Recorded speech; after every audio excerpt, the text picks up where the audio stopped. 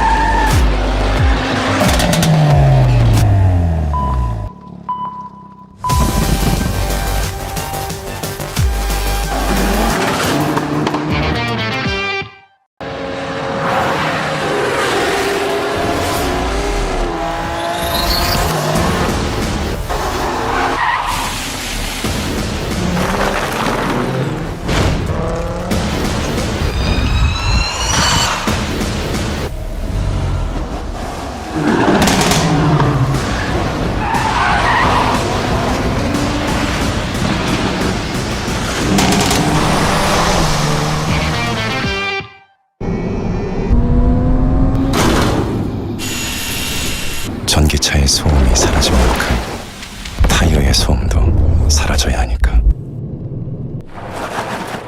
Electrified. 한국 Tire.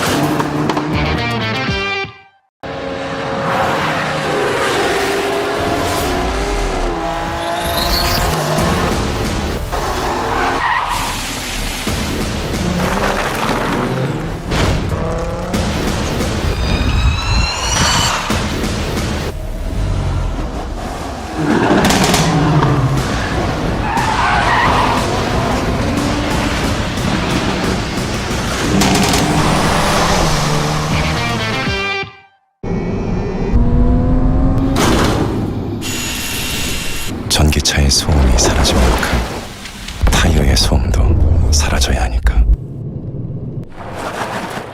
Electrified. 한국 Tire.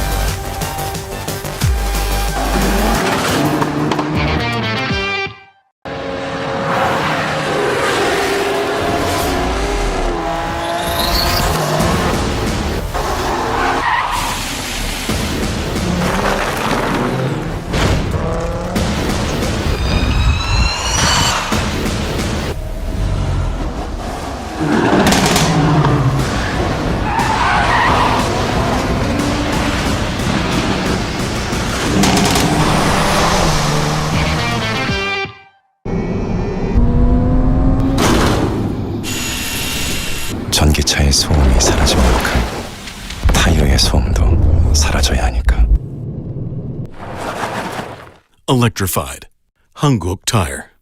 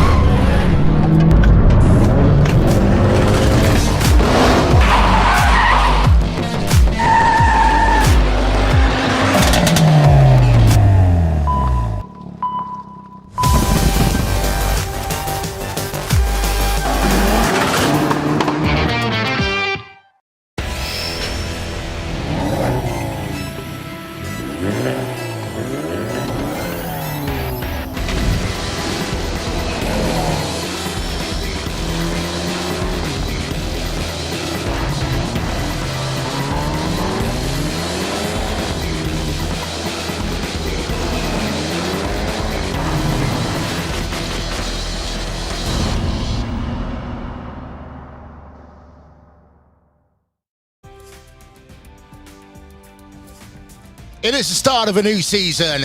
It is the start of a new part of excitement as we welcome you to the first race day of the 2022 Hyundai N Festival Global League. My name is Will Vincent and I'm joined for the entire season by Mr. Connery Maddock. And Connery, once again, it's great to be back working with you. Yep, it's been a while since you and I have worked together on commentary. We've worked together a lot behind the scenes, of course, partly putting this together as well. But we are here for the first round of what looks to be an amazing season, of course, in conjunction with Hyundai as well. They've brought their cars, or at least one of their cars at the moment, to the iRacing service, and we're going to see it out there, the Elantra. We've got 5 different race days over the course of the next couple of months. And, well, we start this one in the United Kingdom. 2 races here today. The first one going to be at Silverstone. Then we head ourselves up to Scotland for the second of our races, which will be in about an hour and a bit's time. That will be at Knockhill. So let's have a look then at the overview for this season. We want to thank, first of all, the Korea Automotive Racing Association for their sanctioning of this event. We're going to have 10 minutes of qualifying and 20 minutes of each of the races. Driving in the Hyundai Elantra NTC, we've got 27 drivers across 12 different countries, as well as 3 invited drivers as well. 10 rounds. The thing that everyone, of course, running in this series is most interested in, Connery, is the prize pool, especially first place, 10,000 USD plus 2 tickets for the Hyundai World Rally Championship Hospitality Experience, including free travel to boot as well. Yeah, that must be an incredible experience for whoever's lucky enough, or, well, good enough in this series to score that top prize. But it's not only the drivers that get themselves prizes, the drivers can score themselves points for their country as well, $3,000 at the bottom there, to the top country at the end of the season. And you saw them on that previous screen as well. But here's how the system is going to work today. We'll get 10 minutes of open qualifying before we get race number 1 underway of 20 minutes. Then, of course, we'll have a little bit of a break, another practice session for the drivers to get themselves set. Then we go to a different track. Our second race is going to be Knockhill today, with another qualifying session and another 20-minute race. But before we get to Knockhill, well, we have Silverstone. We do. Silverstone, the home of British motorsport. You can see the point system at the bottom of your screen as well. 25 points will go to the race winner of each event. 20 points a second, 16 points a third, and of course we go down. The top 15 drivers will score themselves points. Anyone below 15, well, very sorry, you're just here for the experience. That's the way that the points are going to work for the majority of the season. There is potentially the opportunity at some point for a little bit of bonus points for the Lucky Dip system, but we'll talk about that one a little bit later on in this broadcast. And yeah, of course, here we are today. Silverstone, 10 minutes of qualifying, 20-minute race. The same thing at Knockhill Racing Circuit later on. And make sure you put those dates in your calendar. March 19th will be rounds number 3 and 4. April 2nd for rounds 5 and 6. It will be April 17th or rounds 7 and 8. And we conclude the season at the end of April for rounds number 9 and 10. One of the cool things as well, Connery, is that each of the race days we're looking at going to a different part of the world. And I think it's going to make that really interesting. But the second part about that as well, race number 1, you get an hour for practice. Race number 2, you get a lot less. And of course, using dynamic weather for the entire season means that the intensity will wrap up as we go to the second round in each of our race days. And of course, you got the open setups involved here in this one as well. But we'll get into that a little bit more later because we can talk about this machine new to iRacing in a recent build. It's the Hyundai Elantra NTC. It's the touring car spec of the Elantra. It is a fantastic machine. It joins the touring car roster, the TCR roster here on iRacing. And from what I've heard from the drivers, it is a bunch of fun to wheel around the circuit. It really is. We're having a look at the number 93 core sim racing car. One of the things that you can also note at the top of each of the cars, you're going to have their country flag. That's going to be helpful for the people who's wanting to know which country these drivers are representing. There is also a team championship. We'll talk more about that one in a moment. But 350 brake horsepower going up to 7,000 RPM and the max torque 450 Nm at 3,500 RPM. Displacement of 1988 cc, turbocharged a lot. That is what we want to see for some good racing. And here's a look at our drivers then, shall we? We've got drivers from Australia, Brazil, Canada, China, France, Germany, and India on this page. 2 drivers per country, Connery. And they are all people who qualified for a pre-qualifying held on iRacing just a couple of weeks ago.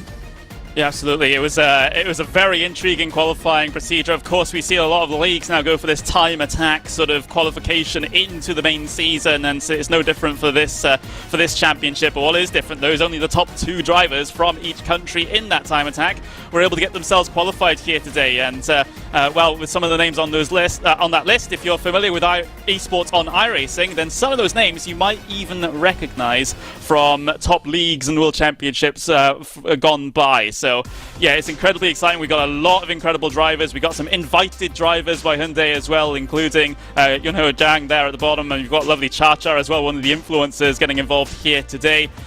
So it's going to be absolutely incredible. And well, yes, there will be esports team allegiances here. You'll see cars in the same livery. However, esports team allegiances are only mean so much here when we have those country teams involved.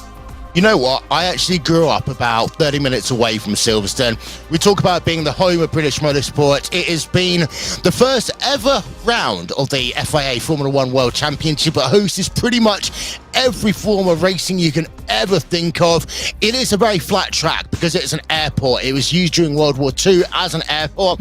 This layout we're running, it's going to be fast. Just 6 corners, 2.639 kilometers, and it is really fun to drive around, Connery, and we can talk about it all day long about how influential Silverstone is, but it's all going to be about speed today. You're not going to have the time to slow down and reminisce about this racetrack. Yeah, both of the tracks today are pretty fast and furious, less than a minute lap times across both circuits here today. So it's going to be pretty frenetic out there, pretty chaotic, but I'm certainly looking forward to it. Yeah, indeed. So, as we welcome you back here to the RaceSpotTV studio. As I say, my name's Will Vincent. that guy over there, Connery Maddock. We're going to be with you throughout the course of the racing today and also throughout the course of the season. There's also our Korean friends doing commentary of this race as well. So if you are Korean, you want to get stuff in your local language, then make sure you check it out on YouTube as well. I do love having these multi-language broadcasts, Connery, because, you know, it gives such the international feel to this, and it really makes me smile to see how the different commentators around the world, not just in this series, but actually across racing series, how they bring their own energy, their own excitement to what is truly an international series. We had the great fortune to broadcast a South Korean exclusive esports league that ended a good couple of months ago, and it was absolutely incredible seeing those drivers push through and develop themselves over the course of the season, because sim racing, at least in South Korea, for example, and of course many of the countries that will be competing here today, still in its infancy somewhat, but still, that doesn't mean you can write them off. They're still developing, they're still getting up there, and we know, for example, South Korea, a big esports country by default in other games. There's no reason why in the next few years they'll be towards the top of the order. But again, the same could be said for India, for example, in this league as well. Also coming to take part, we've got Mexico as well. Of course, we've got big sim racing and big motorsports nations like United Kingdom, United States, Brazil, Germany. But I wouldn't count out these sort of smaller motorsports nations.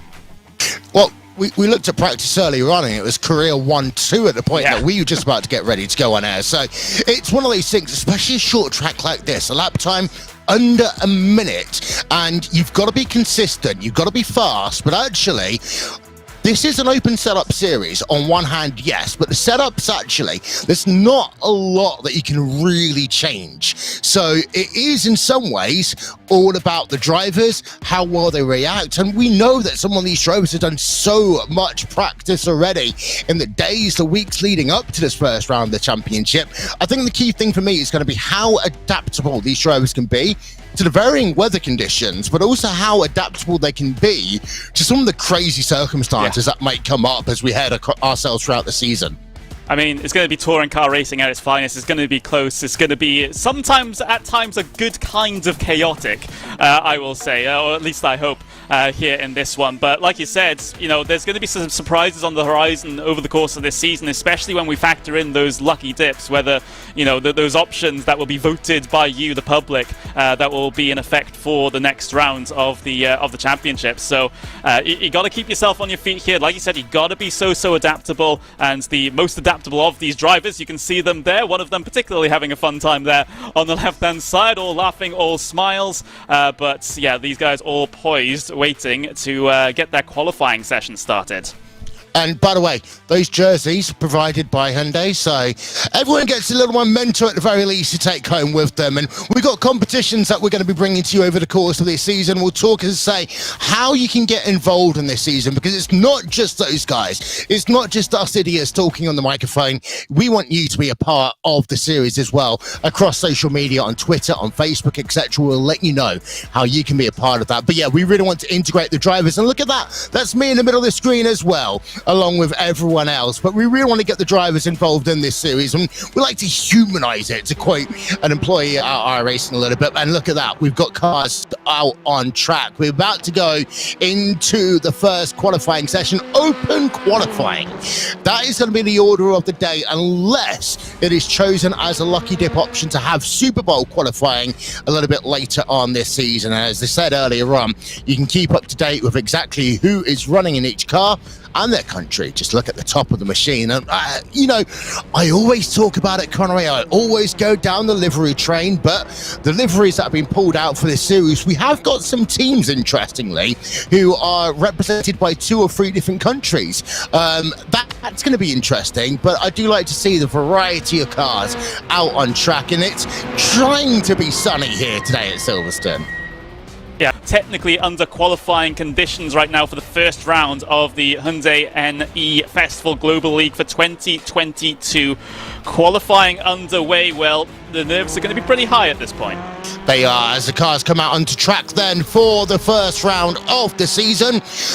Just a little bit of information. First of all, the qualifying mode is set to strict. If you know iRacing, then of course you'll know what that means. It means that you aren't going to be able to do any of the funs and the dances. You are going to literally have to also keep all four wheels on the track at all times. It sounds a little bit silly, but it is set to strict. So we've got a little bit of a pit party going on already, and it's led by one of the German coursing racing drivers. I'm assuming that might be the number 19. Yes, it is indeed the number 19. As they are out on track. Also worth noting, haven't yet talked about this, live stewards for the entire season, Connery. We want to say a shout out to Ricardo Edelman and Randy Cheneth, who is going to be working on race control, as well as our counterparts as well from the Korean FIA. And they are going to be keeping an eye out on a couple of things. Number one, minimum speed, but also these drivers have to return to pit road if they want to have themselves a second bite of the cherry. They can't just pull over at the side of the racetrack. Yeah, absolutely. That ordinance handed down, of course, from the rule book, which the drivers will have been required to read, and of course the drivers' briefings as well, and the in-person, well, not really in person, but over a voice call drivers meeting that we had as well. So they'll certainly all be well aware, or should be well aware, of the circumstances that surround this qualifying for the moment, as we see Marius Gollenbeck head his way down through towards the very end of the lap here, as it is a very, very short lap here at the Silverstone National Circuit, in under a second. If you're probably about 2/3 of the field here, we saw a handful of drivers not quite break under the second in that practice session, but hopefully everyone's able to get around about there in this qualifying session as Marius heads his way across the line to complete the first of his laps here. And it wasn't valid, I don't believe. We are seeing times starting to be set right now, but that was not valid from Gollenbeck. Yeah, absolutely. Marius Gollenbeck, you all know the phrase I'm talking about here. We worked together, actually. You know what? The funny thing is, Marius and I worked together just over 10 years ago on one of my first sim racing broadcasts. He's got a rich racing pedigree in terms of esports and motorsports as well. But we have got some lap times in. It is a number 3 car, Gugnez from France, who's the first driver under that 1 minute bracket. Then we've got the 2 British drivers of Gibson and Harrison, second and third. Italy are in 4th place right now. The number 20 machine, and then the 2 Australian drivers in P5 and P6. One of the things that's going to be worth talking about, we're going to talk a little bit about the naughty N word that we are allowed to say, netcode. In an international series like this, one of the things that was mentioned in the driver's briefing, Connor, is how they just need to make sure that when they're running in close quarters, they have to remember that we literally have drivers on the opposite side of the world running with each other. Yeah, and this was made clear to them in the driver's briefing as well. It's a truly international competition. You can see that on the left-hand side with the countries that we have represented here. Of course, since we are online racing, there comes a certain element of, network-influenced contact, shall we say. So the drivers have been warned about this. They've been told to give each other a little bit more room in these side-by-side battles for that reason, although trying to tell TCR drivers to give themselves a bit more room, probably probably one that's going to fall on deaf ears. Well, we talked about it at the top of the broadcast. We're going to mention it already. Kim, number 23 car, fastest on track, 59.530. We're currently looking on board with the number 32 car, Fabio Sampolini, as he's currently in 10th place in that number 32 car. Let's see whether he's going to improve on this lap as he exits Luffield, the final corner on this national track. I do love being able to say that Luffield's the final corner at Silverstone. I like the new Silverstone, but you know what? I grew up on motor racing at this traditional Silverstone when Copse Corner is turn number 1. You run it through, you hold on, you take a deep breath as we turn our attention over to the number 3 car of Quentin Gugnez, who's currently 2nd place in qualifying. And I think that little pit party, that draft train, is going to be really important in terms of being able to pick up those extra couple of tenths or a second that might put you towards the front of the field. Yeah, I think so. And you can see all of the core sim racing drivers all working together. Of course, they have the benefit of having 4 drivers in their contingent, so they can not only do they have both British drivers here in this championship, but they also have a French driver. That's the one we're on board with Quentin Guinness, and you've also got Marius Golombek as well from Germany. So they're going to be, well, typically I would have thought pretty strong here in qualifying. They have got the vast majority of their members towards the top of the order, but not pole position just yet. Guinness was the beneficiary of the basically triple slipstream on that lap, but even he wasn't able to surpass the number 23 Gyumin Kim at the very top of the order at the moment. You know what the funniest thing is? We've got an international championship with every driver for themselves, but we still got teams running multi-country. That's what is going to make things really fascinating, as we actually turn our attention over to Kim then, representing, of course, South Korea, working towards Copse Corner, turn number 1, on this very fast lap. No slipstream for him, however, he is pulling a car around on track. I was looking through the notes before we went on air. Yes, I actually did some research for once, Connery. A lot of the things that drivers were saying, that they were very good in terms of being able to piece together one lap, but they were more worried about keeping up the intense pace for the 20-minute races. So qualifying is going to be really important here for a lot of these drivers, because they want to get themselves a good position to start the race and then hope everything kind of feeds in together after that. Yeah, I think so as well, and it's, yeah, I mean, all of that comes to a head in this sort of championship, though, because for some of these guys, it's going to be one of their first times competing in an international top-level competition.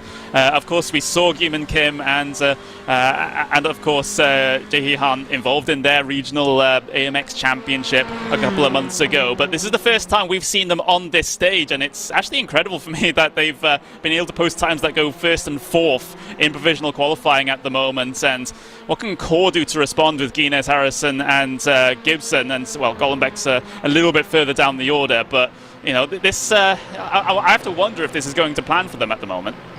You know what, looking at Kim, he said actually that his biggest weakness is battling with other cars. That's not going to be an issue if you're going to be out front, and he's out front only by, let's get this, 18 one-thousandths of a second over Guinness right now. So we've got a great battle going on, and just doing the maths, I mean, we don't need to worry about the 1 second bracket right now. We need to worry about the kind of 1/10th bracket, because that currently comprises of 4 drivers: Kim, Guinness, Harrison and Han, all within 1/10th of a second. 2 minutes remaining in qualifying. So if you come on track right now, Connery, you might still just about get 2 laps in. Yeah, that's the margin that we're looking at right now. Of course, this is sort of a regular open qualifying session where it does allow you to complete your lap if you start one before the time is up. So it's because in some cases when you're attached to a heat session in iRacing, it doesn't necessarily allow you to do that. But they will have time to complete the laps after the clock expires here. We're riding on board still with Quentin Guinness. He swings that Elantra into Copse Corner, one of the most adrenaline-inducing corners at any racetrack ever. Of course, you'd be hard-pressed to see anything that was even better in that department, maybe 130R at Suzuka, for example. But for Guinness, 2nd place at the moment. He only needs to gain a couple of hundredths of a second, and he's provisional pole position. You could see how relaxed he was as well. This doesn't look to be a fast lap. I think he's just gathering himself up to do one more flyer. And again, the kind of in-lap, out-lap rules that there's in this series means that you've got to be more strategic compared to if you were allowed to, let's just say, pull your car over at the side of the racetrack, hit the magical escape button, off you go again. We're running as if we're running real-life rules here, and the strategy, you know, we talk about this in races all the time, strategy in qualifying, that makes it so much more complicated. So we're down to 1 lap to go if you have now just started the checkered flag, started past the start-finish straight even, which is what we just saw Guinness do. And we've got all drivers having set a lap time. All 23 drivers have set a lap time so far. Let's have a look back. Yeah, 23 drivers have set themselves a lap time so far. So a handful, maybe not yet doing so. But we're looking at Jae-hee Han now, whose best lap time is a 59.601. Look at that, less than a 1/10 of a second back. And there's a look, by the way, at those Hyundai drivers. And he's got to get back on track. He's not even going to make it with a good final lap because he'll be so slow past the start-finish line. Yeah, that's going to be a compromise lap time there, and well, like you said, it'll compromise his next one. Instead, he just pulls it all the way to the pit wall. He'll take the tow back to pit lane. Not entirely well. I don't think that is allowed in this qualifying series, so maybe the stewards will have a look at that afterwards. The drivers do have to come back down on towards pit lane under their own power, remember, here in this one, so you got to be careful of doing that, especially if we catch it on broadcast. That's not ideal. But checkered flag is out. Last opportunity for these guys to get themselves their lap time set. And, well, is Kim's whole position secure? We'll have to see. Yeah, Guinness is out. Oh, no, he's not on a lap. That's it. We're over and we are done with by the looks of it. So that's qualifying out in the books. And let's give ourselves then a look at your starting grid for this, the first round of the Hyundai N Festival Global League 2022. We'll do that, I'll say, in just one moment's time. But what we do know is it is going to be South Korea taking pole position here today. And it was a great early lap there by Kim, who basically, Connery, no one could get faster than him throughout the remaining minutes in qualifying. Yeah, that's the situation there. And, well, here's the starting grid then. As it stands, I would have thought you'd be able to complete this lap, but not so here in this one. Kim and Kim pole position with Quentin Guinez on P2 there, Will. It's going to be a titanic battle here at the front. It is. You've got third place, Kieran Harrison from United Kingdom. Then you've got the number 92 car, Hana, in fourth place, Gibson in fifth, and Miranda in P number 6. Seventh place, Gollenbeck from Germany. Eighth place from France, you've got Valero. Ninth place from Australia, Blackhall. And then rounding out your top 10 is Palesk in the number 45 machine. Hawk in 11th place, T in 12th. 13th will be Ferrari. Fourth place, Maloney. 14th even, 15th place to Medica, 16th place to Corinci, 17th to Zampolini, 18th to Flores, and the rest of those drivers up on your screen as well. You notice the two Hyundai N invite drivers, not a great qualifying for them, so they've got a bit of work to do, Connery, as we head ourselves very close now to the start of race number 1. Yeah, they've gotten 2 minutes to grid up. We've already eaten through about a minute of that as well. So this is going to be one of the more nerving portions of the events here. We have race number 1, round number 1 of the Hyundai N Festival Global League 2022 coming up in around about 40 seconds time here, Will. Standing starts, of course, in all good TCR events that happens. And, well, Copse Corner, turn number 1. Yeah, and for some of these drivers at the front of the field, they're not even going to be braking as they head down in towards Copse Corner that first time. Just how short the start-finish straight is into that first corner. But as ever, it's a case of making sure you survive lap number 1. A 20-minute race, realistically, we're looking at about 20 laps here, because they might not be able to keep up that sub-1 minute pace the entire part, but the gridding is almost complete. And with that, of course, want to say very quickly a shout out to our sponsors, of course, Hyundai, as well as Hankook, Logitech G, Africa TV, as well. We are ready. Are you ready? Watching us around the world, because this one is going to be absolutely fantastic. We are now waiting for the lights to go on top of the iRacing gantry, and after that we are going to be underway for the first round of the Hyundai N Festival Global League 2022. Lights are out already. The cars are weaving around as they work themselves down towards Copse Corner for the first time. First place able to stay in first place. That's South Korea's Kim, as they now come down to the very tight and technical turn number 2. And look at that, too wide. It looks as though we're going to have a change for position for second place early on, and that will be the number 3 Corson Racing car heading up 1 position. And, well, clean start, Connor, a very good clean start. Harrison in third place. Gunnar is actually able to hold on to second place. I've got major news from Race Control already. Both Korean drivers, 5-second time penalty due to towing infringements in qualifying. So not one, but both of them decided to take the tow back to pit lane, where that was explicitly in the rule book, in the driver's briefing, and in the driver's meeting said that wasn't allowed. So they had multiple opportunities to understand that. So there we go. We will soon get themselves... Of course, they don't have to come down and serve it. It's just a 5-second time penalty added at the end of the race. They don't have to come down on towards the pit lane to serve that, but we'll have to do the mathematics at the end. We will, and you know what the crazy thing about that is? Right now, that'll drop him all the way down to P15. This type of racing is not gonna be easy to pull out a massive gap. We've got a car on pit road already. That is the number 99, Brandon Hawkin. So issues for him early on.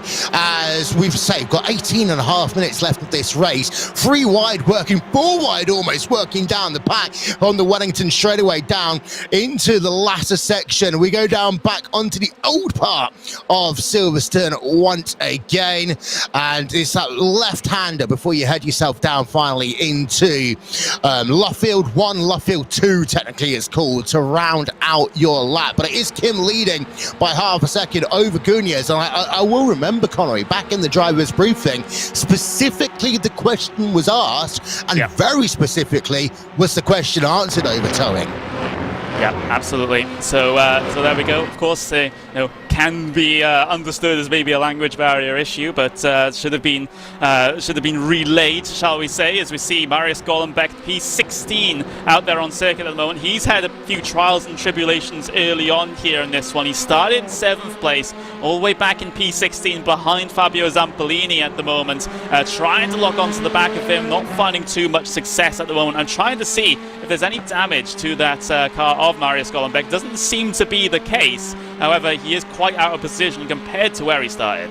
Yeah, he is, all the way down in 16th place, the number 19 car of Gollenbeck. Uncharacteristic for him, so we might get a replay of the start, see what happened. It might have been a bad start, or just pushed wide. And the thing is, you get pushed wide in the first couple of corners here, the entire field pretty much is going to go past. As we check in, Roberto Ferrari in the number 91 car, representing Italy, looking down to the inside, can't do so as they work past the final corner, past the start-finish line, into turn number 1 again. Copse corner. Ferrari in 12th place right now, and that is Maloney. He's putting the pressure on as we go on board Ferrari right now.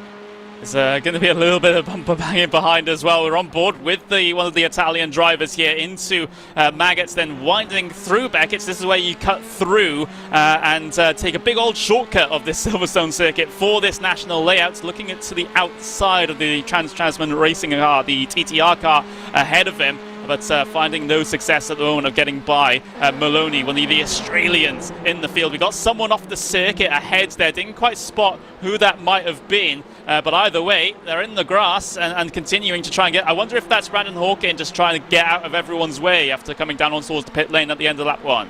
Yeah, he is classified as a lap down. In fact, we've got 2 drivers classified a lap down right now. We've got Noah Carpenter in the number 57 car as well, representing the United States. So, not a good day for the USA. They've got 1 car in 22nd place, 1 car in 17th place on track right now. And Brandon Hawkin all the way down in 23rd place for Canada. Well, the other Canadian car of Corinthi is in 10th place in the number 42. So, a little bit better for the second Canadian car. As we check into the 04 car, this is Thomas Gibson representing the United Kingdom, and he's about 4 tenths of a second back from Jahi Hahn in the number 92 car, and he has also got Miranda in the number 17 car representing Brazil just behind as well, as they work through Brooklands on this very short Silverstone national layout. Again, basically it is just Copse Corner, Maggots, Aintree, Brooklands, Luffield and Woodcock.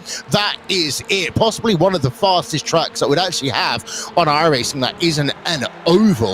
But the key thing to note is that 5-second gap right now that'll plot you in 9th place, Connery. And I do have to be honest, there is a phrase I love to use in my other world as a university lecturer, as we're just having a little overlook shot, and there's a replay. That's what happened to Marius Gollenbeck earlier on. He got tagged up. Was that with his own teammate? It was with Valero. It wasn't with Guinness. It was with the other French driver, Valero, trying to stick his nose down the inside. And yeah, that's not what you want to see. I would say standard touring car racing, a standard touring car move, but we'll have to see what the stewards have to say about that one. Maybe that one was a little bit too boisterous for their liking. The 2 core cars, though, at least the French driver of Guinness and the British driver here of Kieran Harrison, continuing on out there. They're not letting Kim get away at the very front of this field. The worst case scenario for these two is Kim starting to stretch his legs and getting away, but no, they're keeping within his slipstream for the moment, keeping him honest, and well, they can sit behind us. Get 3 wide coming across the start finish line there back in the pack, in the mid-pack. They all get single file for Cops, though. That was Marius Gollum back up into 12th place, and you got Mackenzie Corinth in 13th now. Roberto Ferrari down into 14th. So Gollenbeck trying to carve himself back through the field on a free wide move on the exit of Woodcock down towards Cop's Corner is what you get as a consequence of that one. If you are the 03 car of Guinness, and if you're his team, I was just wondering as he just pokes himself down to the inside as they head down into Brooklands. But if you're his team, you can possibly say to him, look, so long as you're behind, you're going to win this race as it stands. You don't need to worry about making the move. And it looks like Harrison was more, you know, beep, beep, chrome horn going on there over Guinness. Yeah, it did seem to be the case. Well, the two teammates, even though they are esports teammates, they're not really teammates as far as the scope of this championship is concerned, because they're from two different countries. So there's no constructors championship. There's just the drivers and the country championship to be concerned about. This is why I said earlier on in the broadcast, where esports team allegiances may be worth a little bit less in a series like this, considering all of that. As we continue to ride on board with Kieran Harrison here. Look how close that Guinness is getting, right up to the back of Kim, coming onto the straight now. Next braking zone of Brooklands coming up. Is there going to be a move to the inside here from Guinness, or is he going to stay in line? There's a big look. Doesn't quite commit fully, though. One of the things we also talked about before we went live was the way that these drivers are allowed to defend and overtake. You're not allowed to just start flashing the lights, and we always joke about a certain sim racer who we always think as though has his flashing light also button basically put on his throttle pedal, but also you're not allowed to weave on the straightaways to try and break the draft. You have to basically commit to one move per straightaway between corners, and that's the reason why, if you're Kim, you just have to keep it where it is, because you want to make sure you have the best line into the slower corners, like Brooklands, like into Maggots, and then Aintree. And you look at how close Guinness gets actually on the exit of Aintree. I just noticed he normally takes a bit of a wider line compared to Harrison, and that sets him up so much more for this back straightaway. Got a replay of the, well, not replay, excuse me, the battle for 13th going on in the background as well. 13th place between Mackenzie Cornice and that was Michael Polasek getting himself through. So that's a pass being made, potentially, by Polasek. I won't speak too soon, but he does squeeze his way down the inside, and there we go. I did call it well. He does get himself through that full send racing esports car.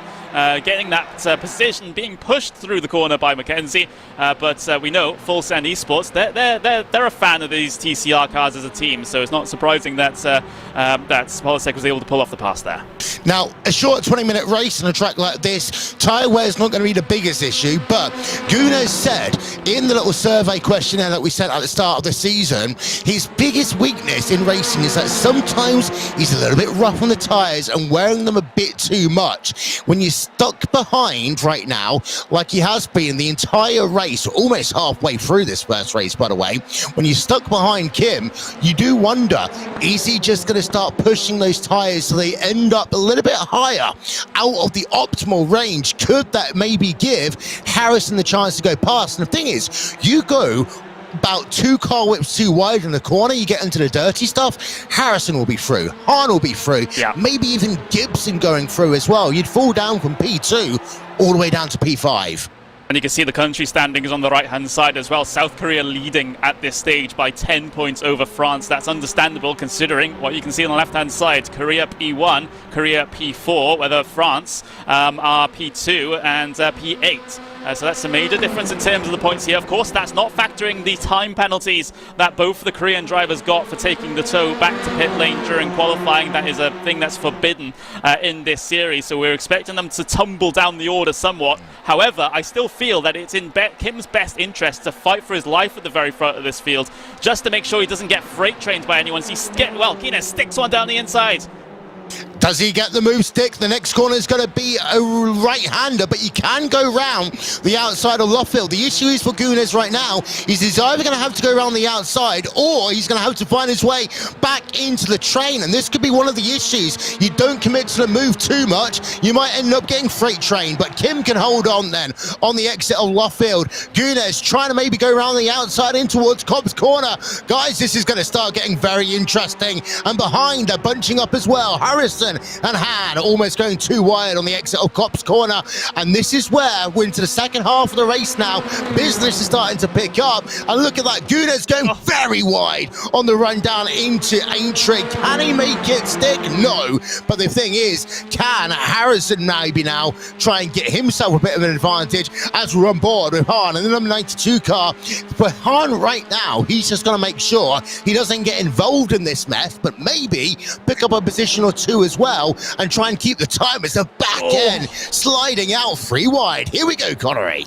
Here we go. Oh, no! Kim's been tagged from the race lead. Guinness sends him out into the gravel. The battle for the race lead continues, though. Han is able to pick up the pieces somewhat here as his teammate slides down the order. This is a major moment here, Will, as there was a slap of oversteer from Han coming off the corner. Are we going to go 3 wide into Cobb's corner? Surely not, but somehow they're going to attempt it. Will they survive the exit? I think they will as they continue on. So one Korean driver gets tagged down into 19th place, and actually Harrison looking now for the race lead as they come through Maggot and then into Aintree again. And in fact now, yeah, Harrison has got the move done. They're going to be 3 wide on the exit of Aintree. You got to be worried there if you're Gunes, because he went very wide. I'm wondering if he picked up a position there. Maybe race control will look into this. And look at how close, tagged again, and how they stay on track, I do not know. But Han and the 3 wide again, and that is going to be Miranda pushed out wide. Okay, we're calm for the start of this race, and now it's gone absolutely crazy as we've got 7 minutes to go. It's a 1-2 for the United Kingdom at Silverstone. Harrison leads, Gibson second, Han in third. Replay of your screen there, and that was Kim being turned the wrong way at Aintree.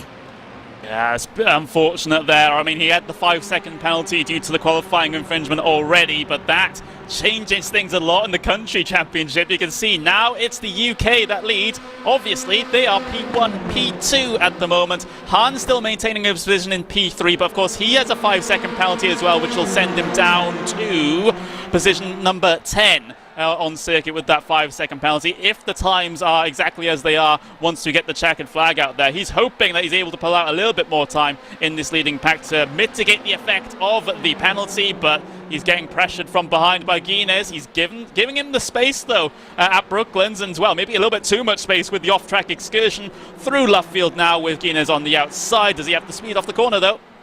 You are going to have to be a little bit careful because there is, of course, a lot of tarmac around the outside of corners. You've got to make sure if you go off track, A, you rejoin safely, and I know you love that one, Connery, but also the second one is you got to make sure you don't gain a position by going off track. Otherwise, race control will make you give that position back, or worse still, will assess you a penalty. That was a tank slapper and a half there on the exit of Cobb's corner, and it's put this traffic right back together as we go on board with the number 17 car on Miranda. Gunes then on the right hand side of your screen, Han on the left hand side of your screen as they work on the exit of Aintree corner, the pushing and the shoving. And where is Miranda going to go? He's got the toe from the number 92 car dancing to the middle.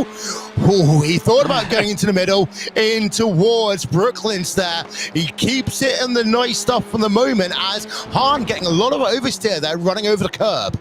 Yeah, well, the benefit of these front-wheel drive cars is when you get the rear end all out of shape, you can basically just floor the throttle and keep it together, but maybe not with that much contact. Miranda able to gather up the car. I don't think Han was able to so much. He loses another position, another couple of positions. He slides down the order, down to P8 now. So things, they were going so well for Team South Korea inside the first 10 minutes of this race, but it's all come undone. And of course, they still got those penalties to factor in. Yeah, they do, and it's not a good day then for the Korean drivers. The thing is, he did say, Han, in his survey, that he can get very nervous and lack solidarity in the race because of experience. Maybe the pressure just got a little bit too much for him early on. There's a replay, and I think he just started off because Han was all the way off on the exit of left field corner, and you get onto the marbles there. The back end of the cars tried sliding out on him. He couldn't keep it controlled. He had Miranda just to the right-hand side. I think that one, you just kind of have to put that one down to a racing incident as we look now at Simone Medica in the number 20 car, representing Italia, as just ahead of him is the United States number 45 machine, Opalesk, as they've got themselves now 4 laps, realistically, Connery, to the checkered. Yep, they do. And, well, the front two have completely checked out at this point. They've both gained 2 seconds over Guinness behind. Of course, same esports team, of course, but this is crucial for the UK in terms of their country championship. You've got to get yourself started off on the right foot here. That's what the UK has done. Maybe not so much with the South Koreans having those penalties and, of course, those incidents. And, of course, at least the first one, certainly not their fault in that one. But there's the 2 Brits, Harrison and Gibson, working together at the very front of the field. And, well, it's going to be, well, very unlikely that they'll be able to lose this. Now, I hope I'm not cursing them at the moment, as I tend to do, Will. But this is looking very, very good for the 93 and the 04. You know that Harrison is actually the captain of a karting team at his university, and he's studying a master's degree right now. I believe it's in aerospace engineering, and I've got a friend that did an aerospace engineering degree. They're one of the hardest ones to do. So in terms of having to think about complex information, well, Harrison's kind of got this one covered right now. Gibson behind in the 04 car. The question's going to be, is Gibson going to put any pressure on in the last couple of laps of this race? A 33-year-old from Northern Ireland is Gibson, as we turn our attention over to Gal Valero in the number 33 Team Haas car, as he has got himself Jake Blackhole just ahead, number 97 machine. I think I've commentated on Blackhole for so many years now, Connor. I've seen his progression up through sim racing, but he's got Valero hot and hungry behind. Yeah, he does. So this is going to be pretty much your closest battle on circuit for major points-paying positions, as Valero just sort of trying to lock onto the back of that Australian driver of Blackhall ahead. Blackhall's been pretty quiet in the over the course of this race, just kept himself out of trouble, and he's gained a handful of positions as a result. Up into P5 now. He started in 9th place, did Blackhall. So very, very good job in this first race. Of course, we are coming towards the closing stage of this one, but that doesn't mean you can step away at the end of this one, everyone, because we have our second round at Knockhill coming up pretty much straight after this. Yeah, and don't forget, if you want to keep up to date with live timing and scoring, you can do so. Visit RaceSpot.tv/timing. That is RaceSpot.tv/timing. Live timing and scoring of both this race and, of course, the one at Knockhill a little bit later on. Gibson just has that little half think about going down to the inside into Brooklands. The issue is, when you're both British drivers and you both run for the same sim racing team, you know each other inside out. And I had the biggest difficulties I ever had in racing was when I was right behind a teammate, because they know my driving style inside out, I know their driving style inside out. You change your driving, you change your lines just a little bit, because you know if you're a little bit better off throttle, well, you brake a little bit earlier. If you're a little bit better on throttle, you just make sure you arc the corners out and get onto the noisy pedal when you want to try and not distract the driver behind, but make it more difficult for them to pull alongside you. Yeah, that's the kind of action that you have to take.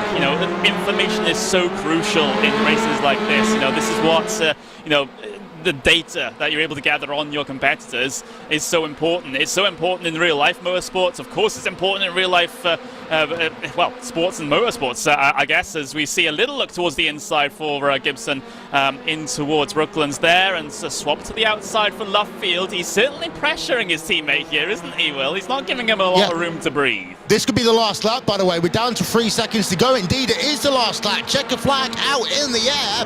Harrison, after doing 20 laps, is going to be your winner, and he takes victory by 0.2 of a second over Gibson. We were wondering if it was going to be 20 or 21 laps. I think because because of that little moment we had earlier on, we ended up only doing 20 laps rather than 21. But it is United Kingdom 1, United Kingdom 2, and then France in third place. Harrison from Gibson from Gunes as the rest of the drivers come past the start-finish line. Just wanted to let you know, by the way, 21 drivers finished on the lead lap. We had all but one driver complete the race. The only driver that didn't was Carpenter. But I tell you what, if you are Kieran Harrison, after that first round, I think all that experience being a go-karting university team leader, running a team, driving in a front-wheel drive car like this Hyundai, I think it showed off here today. Yeah, it's absolutely incredible what he's done there. It's all about keeping your nose clean in these sorts of races, especially when there was so much elbows out racing going on at the very front and, bumper banging, door barging. We saw, of course, the two Korean drivers have a horrible time with that here today. But, of course, they do have an opportunity to bounce back a little bit in this next round at Knockhill. So it's not necessarily an absolutely terrible first round for South Korea at the moment, but what it is a great first race for the UK. As there's our results then up on your screen. The fastest lap, by the way, done by Jahi Han on lap number 5 at 59.618, but it is the number 93 car, Kieran Harrison, taking victory by 0.2 of a second over Thomas Gibson. Third place will go to Corentin Gunes from France. Fourth place to Victor Miranda from Brazil. And fifth will be your second French driver of Galifrelero. Jake Blackhall, your highest placed Australian driver, in 7th place after leading the race. The number 92 car, Jahi Han, coming home in P number 7. Don't forget, both the Korean drivers led the race at one point, however, neither in the top 5. Marcel Tai, you can see the rest results then up on your screen. Tai in 8th place, Maloney 9th, Gollenbeck in 10th, Ferrari, Pleskek, Modica, Corrente, and Zampolini rounding out your top 15. Well, that was exciting, Connor. It started off oh so calm. You're thinking, okay, these guys are playing rather nice, and all of a sudden, bam, we got into proper TCI style racing.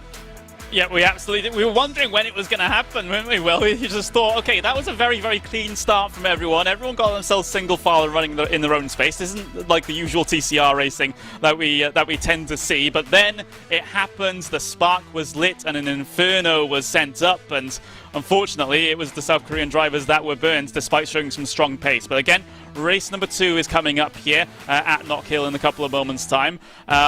Great results from Brazil in this one as well, getting themselves a top 5 finish. We got, of course, Guinness finishing in 3rd place for France as well, scoring a good amount of points for the French. But of course, this is still very early doors here.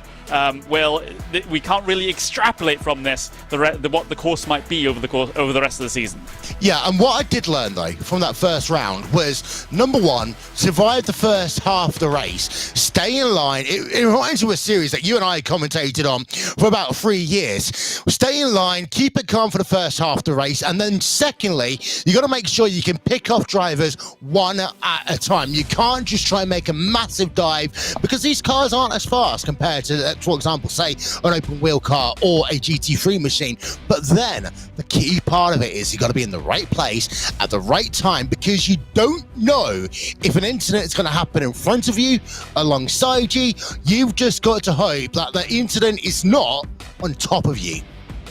Yeah, that's the crucial thing. Like I said, keeping your nose clean, and there, of course, is an element of luck in this one. Don't get me wrong. There is an element of luck of getting yourself just picked the right lane through a crash ahead of you, or something like that. Of course, there's that is an influence, but the best drivers will position their car so that it's more likely that they'll be able to get through a wreck than not. Their spidey senses tingle and they just think, okay, something's going to happen up here, I've got to be ready, and they take action in that respect. Some drivers sometimes completely oblivious to what's going on ahead of them, and they get caught up in wrecks that they perhaps shouldn't have.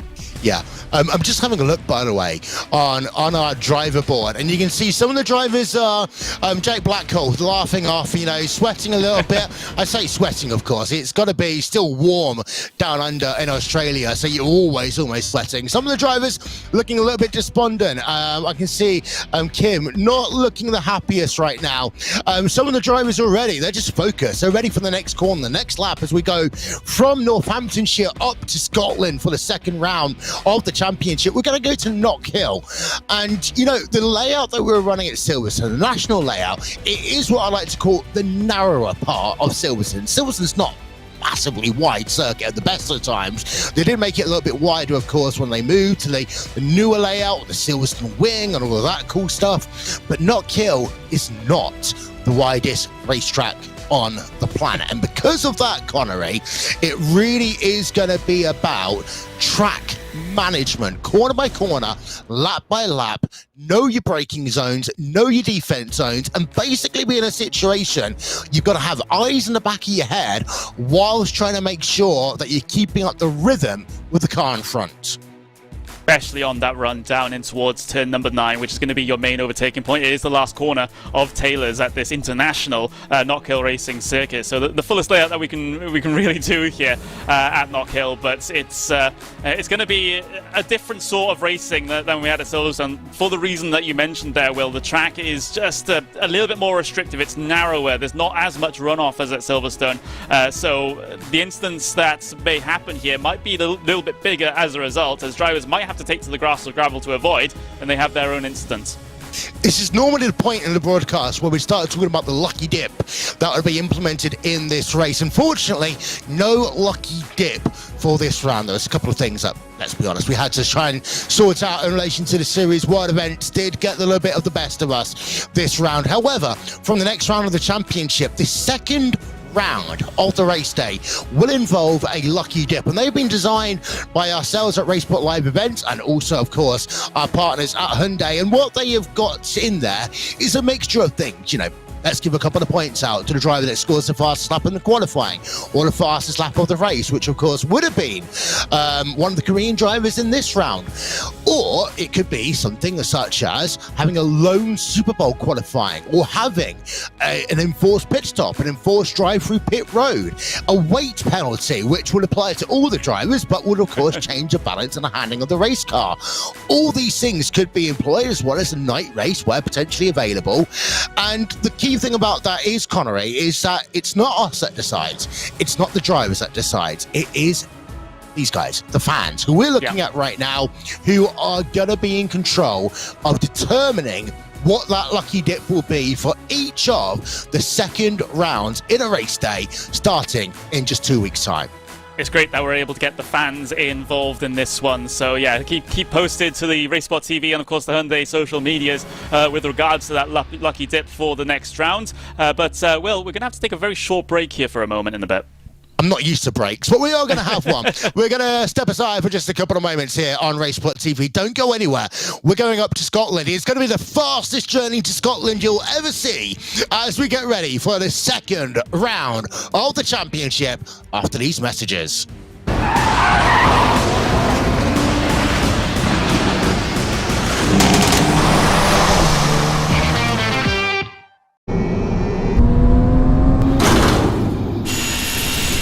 전기차의 소음이 사라진 만큼 타이어의 소음도 사라져야 하니까. Electrified. Hankook Tire.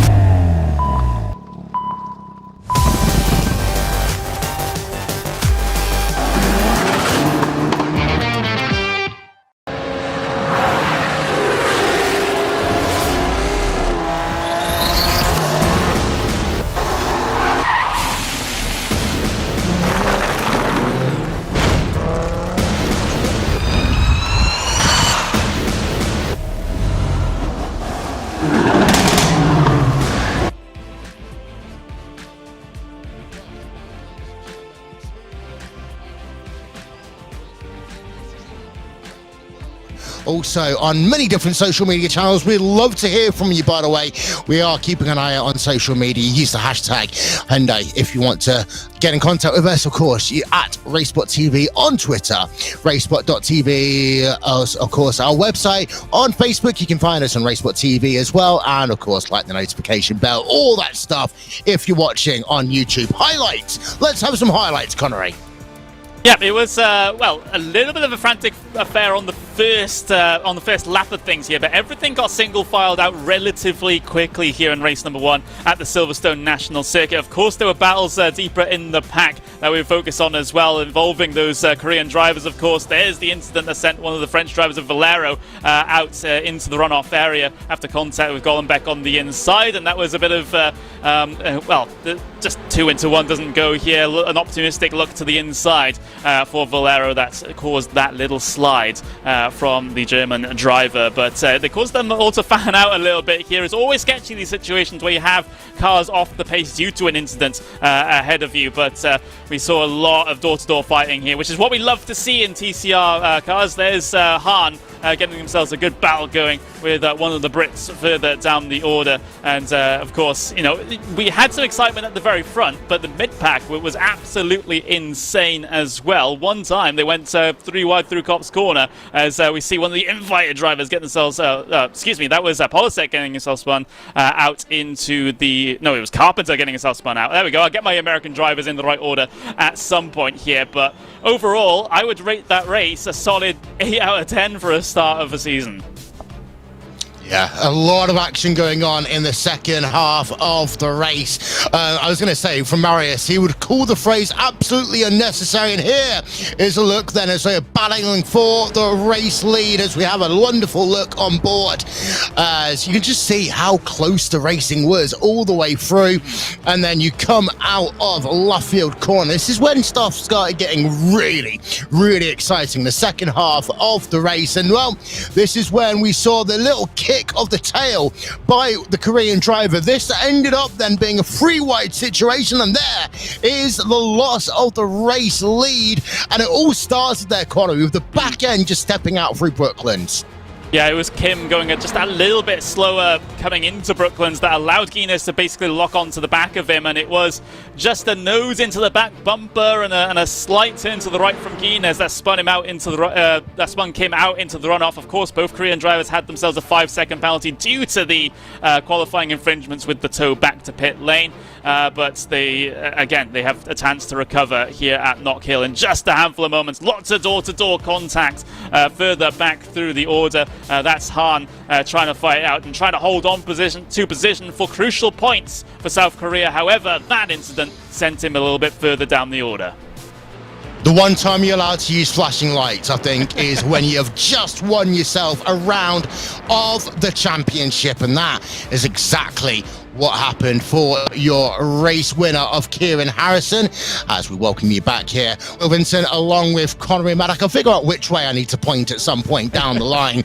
But we can see the drivers on our kind of video board. They're all now, once again, in absolute pure concentration mode. As I said earlier on, you get an hour to practice for the first of the 2 rounds of a race day. You get much less than that when it comes to the second round. The reason why? Well, because quite frankly, we've got to fit into a broadcast window. So they know, of course, Connery, is going to be dynamic weather. We're setting it basically based on the date of the race, or as close to we possibly can get. However, you know, especially United Kingdom, weather changes rather quickly. And Scotland is not the warmest place in the world. We can probably say that without getting into too much trouble. Yeah, absolutely. So it's, yeah, potentially going to be an issue here. It is still mostly cloudy skies at the moment here at Knockhill, as we get a good aerial view of this circuit, of course, in Fife in Scotland, just about 6 miles north of Dunfermline. As it's quite a unique track, given that it's on a little bit of a windswept hill, shall we say, Will, here in this one. And of course, access to the track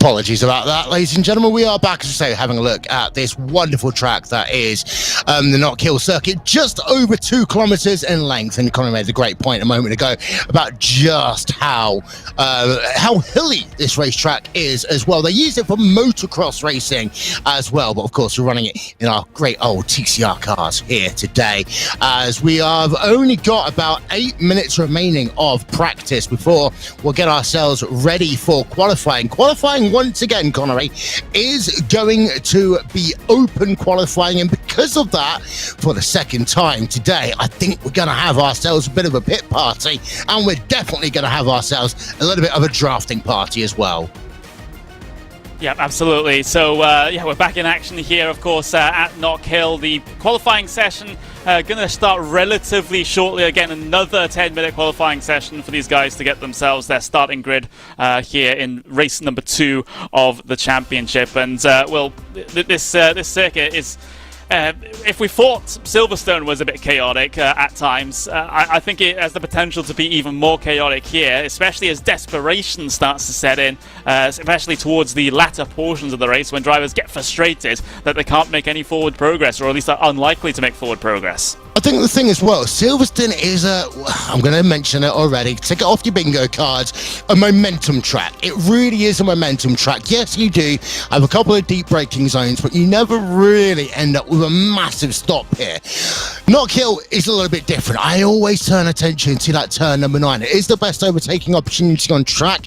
It is one that will open itself up to more dive bombing as well. And of course, I think we're going to see a little bit more pushing and shoving at this racetrack. I'm just thinking, you know, we're up in Scotland. I would love to have seen Graham Carroll in this series. I know how much he loves this racetrack. It is a track that we mentioned whilst we're on commercial break, Connery, that maybe the British drivers have a bit of an advantage here because of how frequently it is run in UK club racing competition on iRacing. It is one of those tracks that I think the number of requests for Knockhill was one of the highest I think they had for a British track after Rockingham Oval, Rockingham in UK, not one in North Carolina. But this track at Knockhill is one that many drivers across sim racing have taken to heart. And it's at that point I'm going to say, who do you think your picks are for this second race? Do you think it's going to be more the same in terms of the drivers in that top half of qualifying, or are we going to see someone else, you know, step up to the challenge now? I think for the reasons you mentioned, the British drivers are going to be very, very strong here. It's a track they're used to, of course, like you've said. But in terms of the rest of the drivers, though, I don't know. You can really pick anyone inside of the top 10 from last race to be running in the top couple of positions for this race because, of course, you know, it's a very, very interesting track. It's a very unique track to try and prepare for. And a lot of these drivers may not have been fully used to running it. So we'll have to see in that respect, at least from the practice times at the moment. Victor Miranda in P2 with Thomas Gibson from the UK in P1. So Miranda's getting himself stuck in there as well. Gim also has a competitive practice time to recover something from South Korea. But yeah, it's going to be an interesting one, this one, I think. It's going to be probably one of the more unique races on the calendar. Victor Miranda has literally just run away for a comfort break. Either that, or we heard he said his name and he's just wondering exactly what it was you're talking about him. The lap times here as well, they're very small. Look at that, 51.4 is the fastest lap time set so far on my timing screen, just to the right-hand side of me. And that means that we've got actually 2 of the fastest, shortest tracks of the entire season in the first 2 rounds of the championship. The next time we're actually here live on RaceSpotTV in 2 weeks' time, we're going to Montreal, basically one of my favourite racetracks in the world, Circuit Gilles Villeneuve and Interlagos, which are not long tracks by Formula 1 standards, but they are massively long tracks in comparison to what we have here today. And that short track, long track, Connery, they are 2 very different styles of racing. We have got one more mega short track on our schedule. That is going to be Lime Rock Park. But the repetitiveness of a short track like this with the turn 9 situation, and also the having to hold the draft, having to maneuver throughout the rest of the lap, I think that really is going to make this what I'd like to call the wild card round of the first half of the championship. Yeah, I think so. And you're absolutely right about the two styles of circuit being raced completely differently, and, in particular with regards to the slipstream. However, these cars don't necessarily have the biggest slipstream. They're certainly not as potent as it is in something like an open-wheel car or in a GT3, for example. So they have a little bit of a less weight behind them that the cars behind can really punch through and catch up to the car ahead. However, it is still very much an effect, and it can be the difference between you pulling alongside, getting alongside and completing a pass, and not being able to do that. So yeah, it is still crucial, but not so at these short circuits. There's just not enough long enough of a straight for it to really build up and cause those extra couple of kilometers an hour that you really need. Yeah, and just having a look through the lap times right now, they are all mighty, mighty close. By the way, here's the unofficial standings of the first round of the championship. And we were thinking about the fact it was going to be, a Korean 1-2 almost at one point. The penalties, we'll talk about that one a little bit, but it is indeed 25 points for Kieran Harrison from United Kingdom, 20 points for Thomas Gibson, also from the United Kingdom. And it's going to be 16 points to Corazon Gunes in third place for Team France. And then Victor Miranda from Brazil, 13 points to him. Gal Valero rounds out your top five with points. And you can see all the way down to 15th place is where we pay out point. So unfortunately, Lovely Cha-Cha doesn't get a point in her first round of the championship. She is one of the influencers running alongside the nations. That's the reason why they've got the Hyundai N logo and not a country flag on their car. It's still a very good result for Lovely Cha-Cha as a result as well. P16 in a first race in this championship. And of course, you wouldn't really expect, with these professional sim racers for a quote-unquote amateur, and I mean that in the best way possible, to really get stuck in and get into the thick of things, but almost scoring points in the first race. That's incredible. But there's the country standings, though. United Kingdom, 45 points, and quite a bit clear of France in second place, with Australia in third for the moment. Good to see Australia getting themselves up there and stuck in. And, of course, Germany now in fourth place, tied with Brazil for fourth place as well. So, yeah, that's the situation with regards to the country championship. And, we'll have to see how it stacks up at the end of race number 2. We're just a minute and a bit away from qualifying. That snuck on me rather quickly, I have to say, Connery. But we will just basically head ourselves over to qualifying in just a little bit. And qualifying here is going to be massively intense. Would you have a strategy that you would use if you were in this bunch of drivers? Would you try and go out and get the clean lap first? Do you want to stay in the pack? What would you do? I don't know, in this situation. I probably want to keep myself out of trouble, therefore being on my own somewhere, probably the best bet. I don't want to be in the middle of a big stacked up train, because that is, very much an increased likelihood. For instance, I'm seeing the driver in the bottom left-hand side of the screen. I'm not sure who that is, but he has his steering wheel incredibly high, unless that's just a trick of perspective. Yeah, you know what? I've only just noticed that as well. That is incredible. Almost as if he's laying down facing up. And maybe it's a modified kind of like open wheel style cockpit. We have got one or two drivers empty. Well, basically, they are human beings, kind of. Everyone needs a comfort break, a swig of water, run to the restroom. We always take the mickey out of our executive director, Hugo Louise, for his pre-race rituals. The drivers have their own as well. Yeah, sports people are the most superstitious people that you will ever meet. No matter if it's esports or if it's in the real world as well, they will all have their routines, their tendencies. They might have their lucky socks or other articles of clothing that they always wear and these sorts of things. Then they believe it gives them luck. It is certainly a thing. Maybe not for all the drivers, but certainly for a good amount of them. As we got ourselves qualifying underway. And, I hope this time, that no one does the cardinal sin of towing back to the pit lane when they shouldn't. So, welcome, ladies and gentlemen, to qualifying for round number 2 of the Hyundai N eFestival Global League 2022. Our coverage here today is sponsored, of course, by Hankook Tires, by Logitech G, and Africa TV. 10 minutes worth of qualifying. It is open to everyone to go on to track as they want to, but as Connery alluded to, you have got to make sure that car is driven under your own power back to pit road. Otherwise, you will get a penalty from the race stewards. And in these first 2 rounds, Connery, that penalty of 5 seconds is a lot more than, say, Interlagos or at Circuit Gilles Villeneuve that we're going to in a couple of weeks' time, because of how short the track is, and as a consequence, how short the gap between the drivers is. Yeah, so a 1 second gap could potentially encompass the entire field at a track such as this. Not entirely expecting it, but there's going to be a lot of drivers within close quarters, and the margins are just going to be that slim. Might even be a couple of hundredths or even thousandths of a second difference between some of the drivers here today as they're getting their outlaps going. In fact, a lot of them are on their first lap of their qualifying, their first flying lap. It doesn't seem like the first laps are the fastest here in this one, especially at these short circuits, Will. So it seems like it takes a little bit more than an outlap and a flying lap for those tyres to come up to temperatures and pressure. Yeah, and that's going to be an important point to note as well, especially if these drivers try to do 2 runs.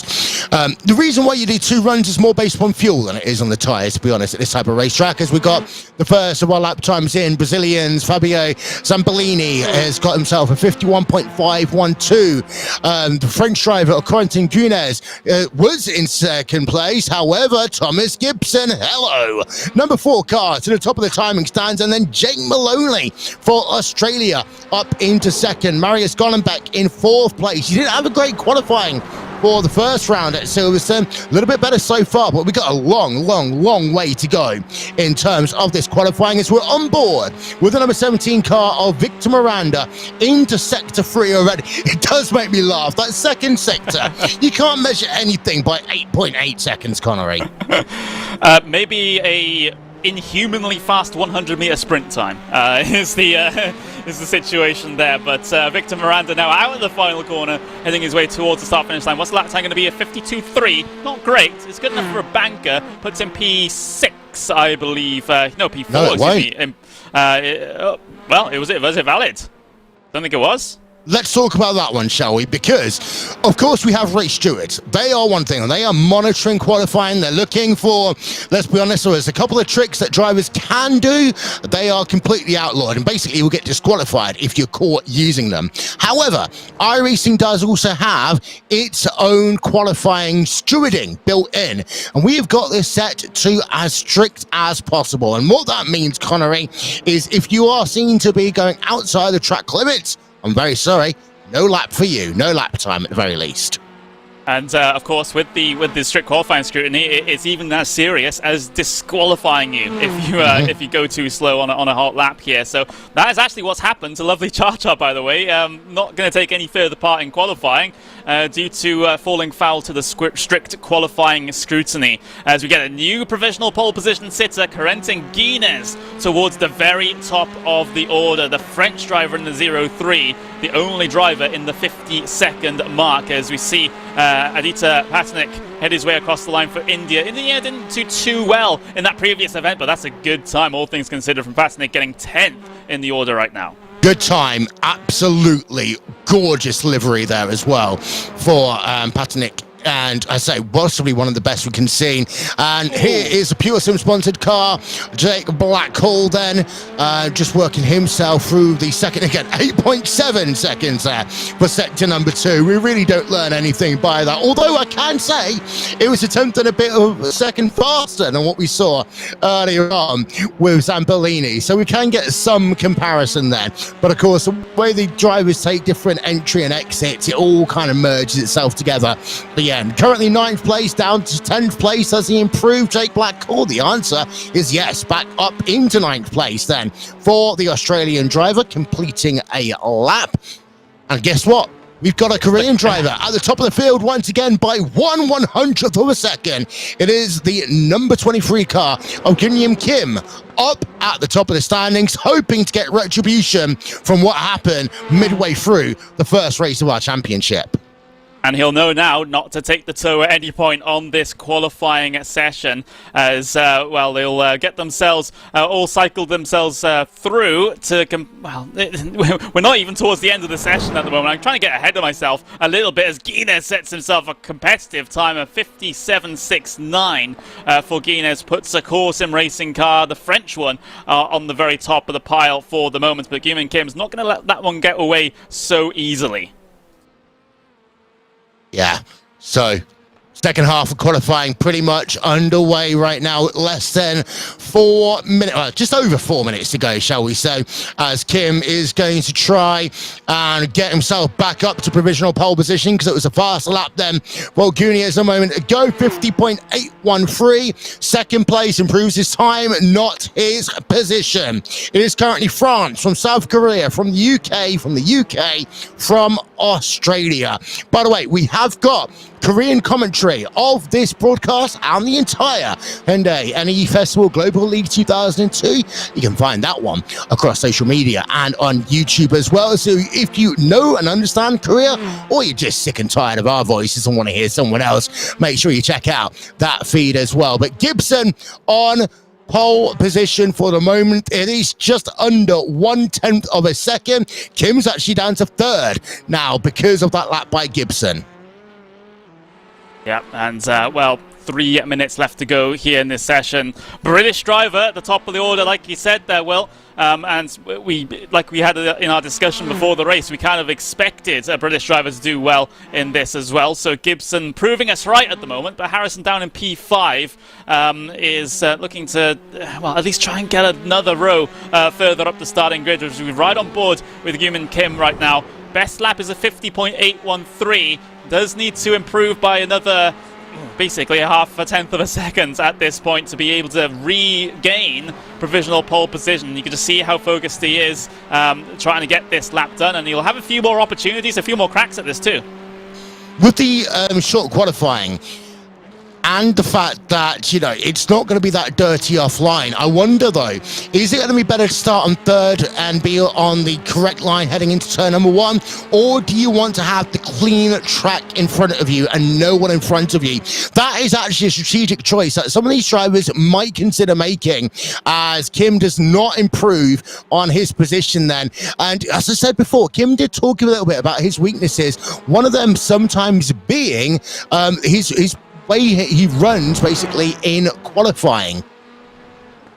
Yep, it is. And well, we'll see how the qualifying efforts go as we watch this number 17 car. This is Victor Miranda from Team Brazil. P4, surprisingly good qualifying session at the moment. Just a few thousandths of a second behind Kim at the moment in terms of qualifying time. Of course, this lap time won't be representative as he heads his way across the line with over a minute on the clock, but he will get another attempt and potentially an attempt after that as well. So for the Energy Sim Sports driver, lots of opportunity that can potentially be taken at the end of this one, but there comes so many laps sometimes that there's a low likelihood of any significant movement in terms of positions out there on the tower.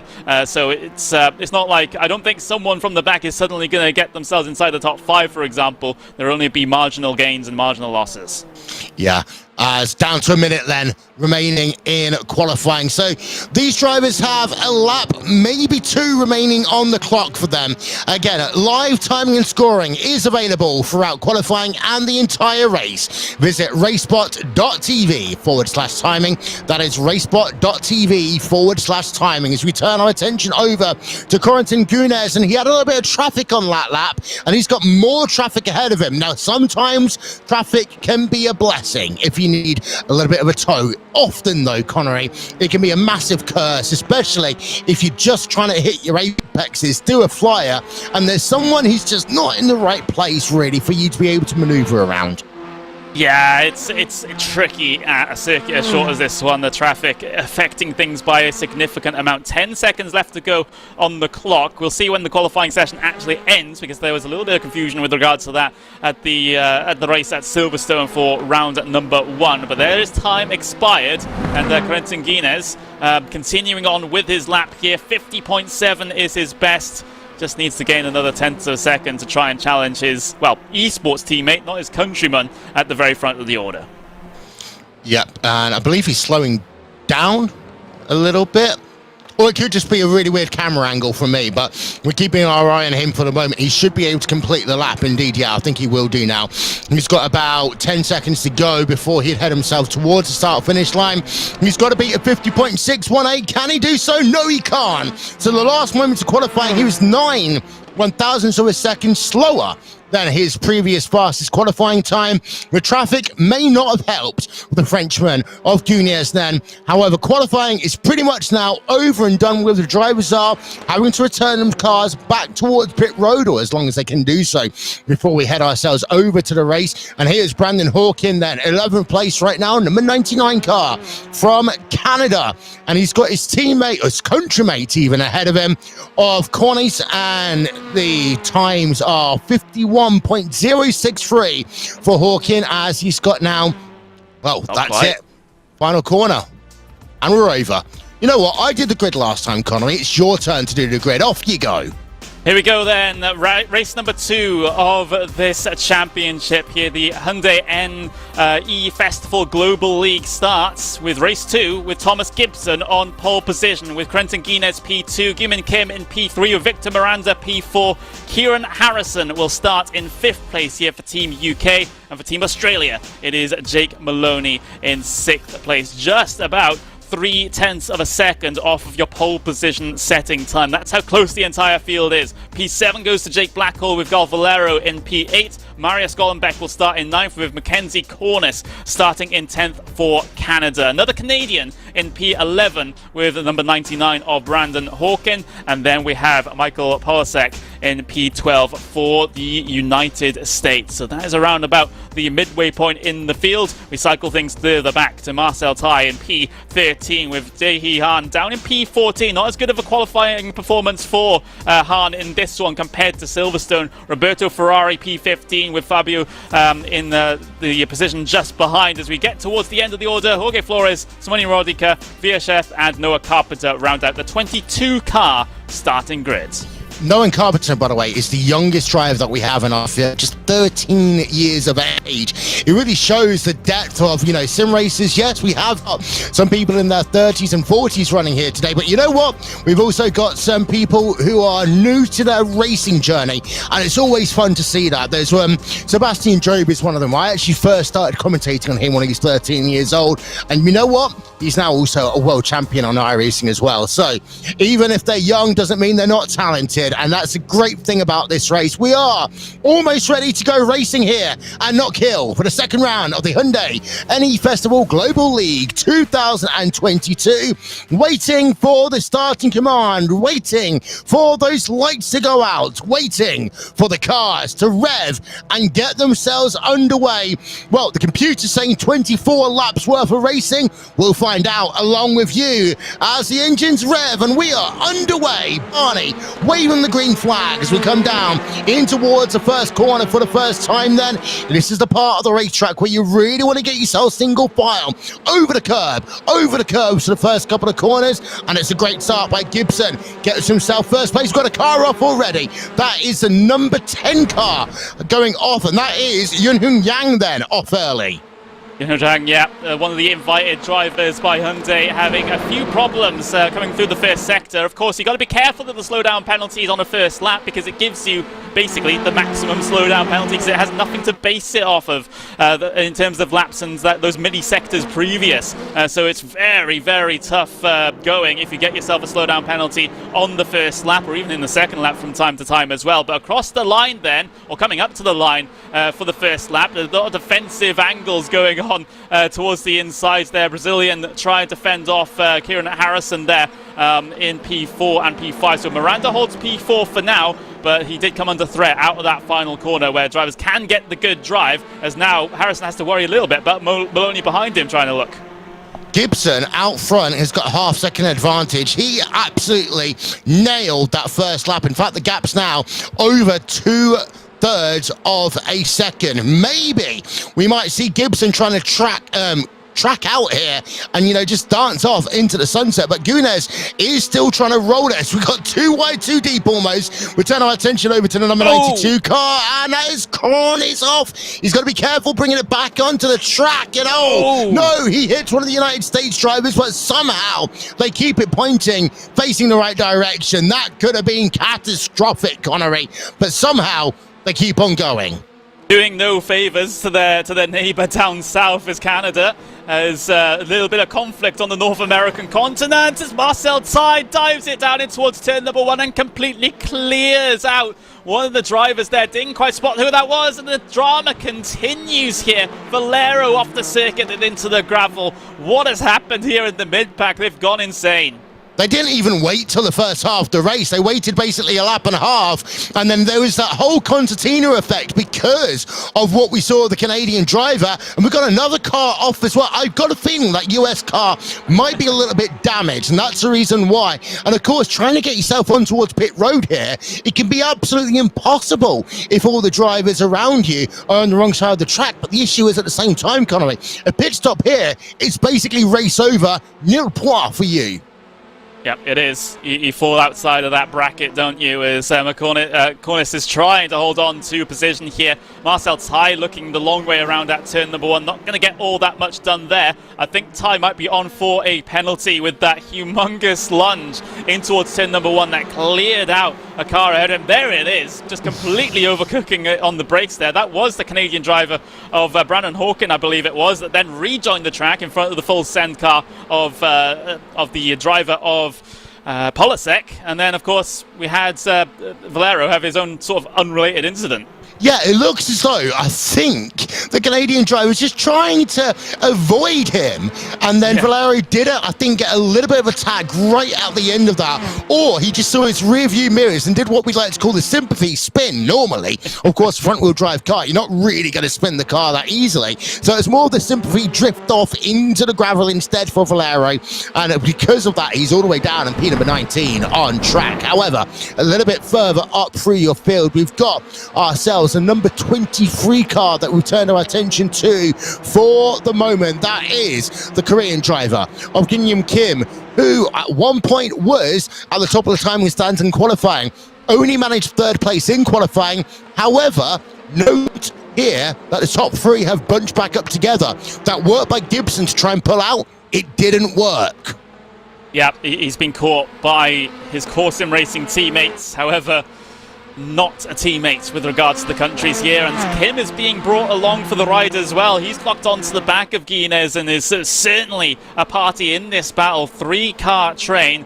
The trio at the front of the field potentially might be able to give us some action at some point over the course of this race. We're riding on board with Kim at the moment, P3 in this event. Of course, his main experience in sim racing comes from other sims other than iRacing, so he's had to adapt to this one. Of course, he competed in the AMX South Korean Esports Championship that ended a couple of months ago, but of course, he's still getting used to things here on iRacing, and well, if he's able to get used to this quickly inside a year, then I think the major teams and the major players here in this one are going to have to be a bit worried later in 2022.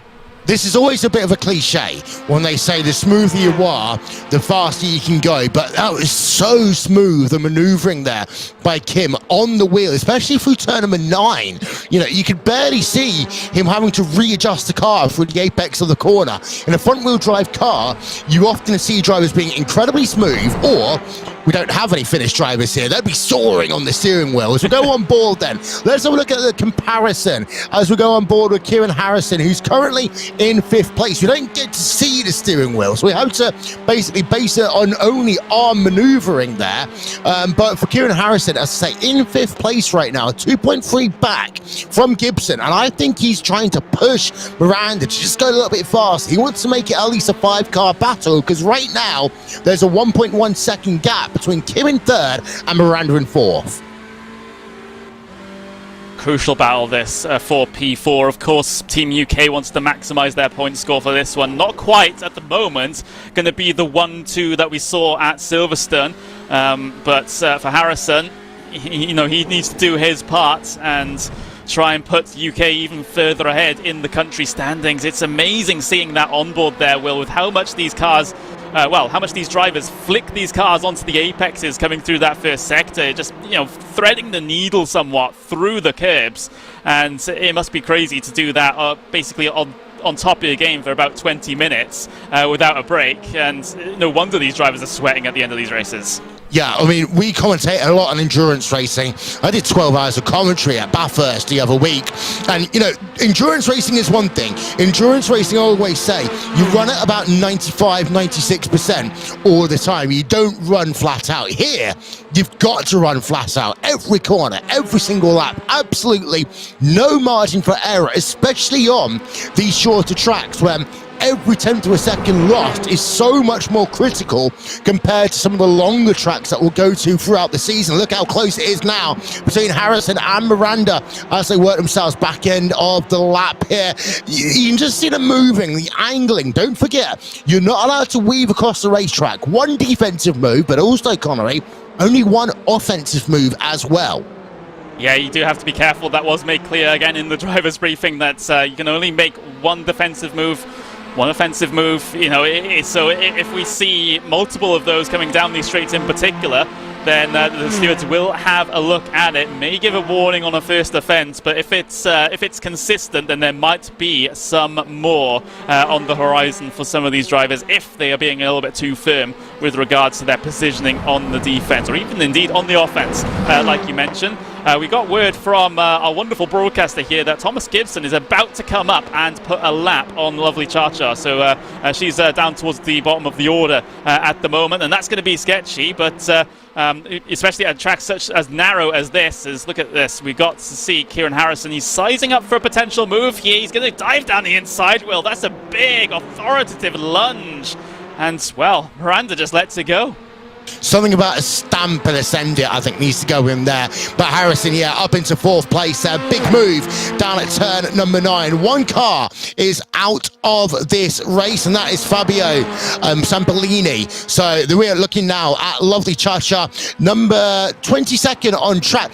That's interesting. Is she not actually listening through her headphones? I'm hoping there's some surround sound there. I'm really hoping that she is getting some sound on. But lovely Cha-Cha, 22nd place on track right now. As I said, don't forget live timing and scoring is available. RaceSpot.tv/timing, RaceSpot.tv/timing throughout the course of the season.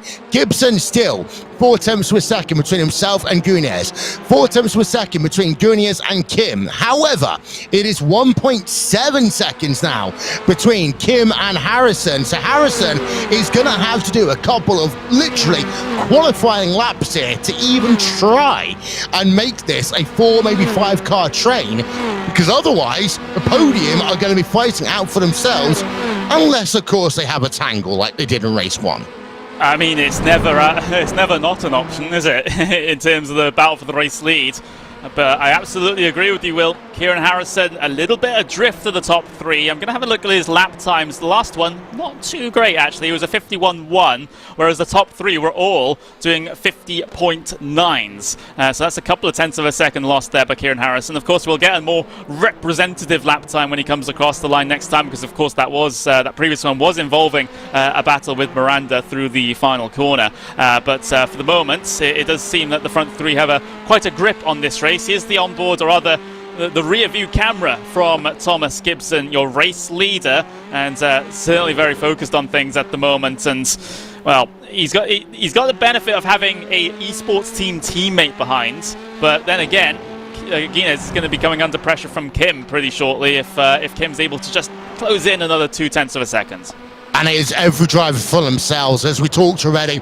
Yes, it's nice to know that you've got people from the same, kind of racing stable as you. As the points, as they are currently on the right-hand side of your screen, it's still United Kingdom leading with 83 points, almost double what Team France have in second place. Australia 3rd, South Korea 4th, Germany in 5th, and Brazil in 6th place. I have to say, much more consistent race here for Golombek in particular, in the number 19 car for Team Team Germany, and actually we turn our attention to the other German car. This is Marcel Tai in the number 13 car. You know, normally they're not allowed to have alternate sponsors. However, when you're running for the sim racing team that bears a name, you can just about get away with it. And Marcel is currently behind the number 42 car. That is one of the Canadians of Quince, and he's got himself his own Canadian teammate ahead of him, about a second and a half up the road. So nice little scraps there going on, trying to battle up into the top 10.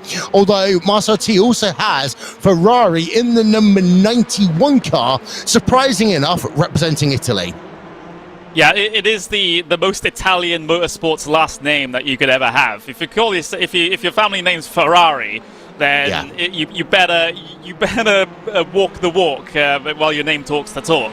But P13 at the moment for the number 91 car.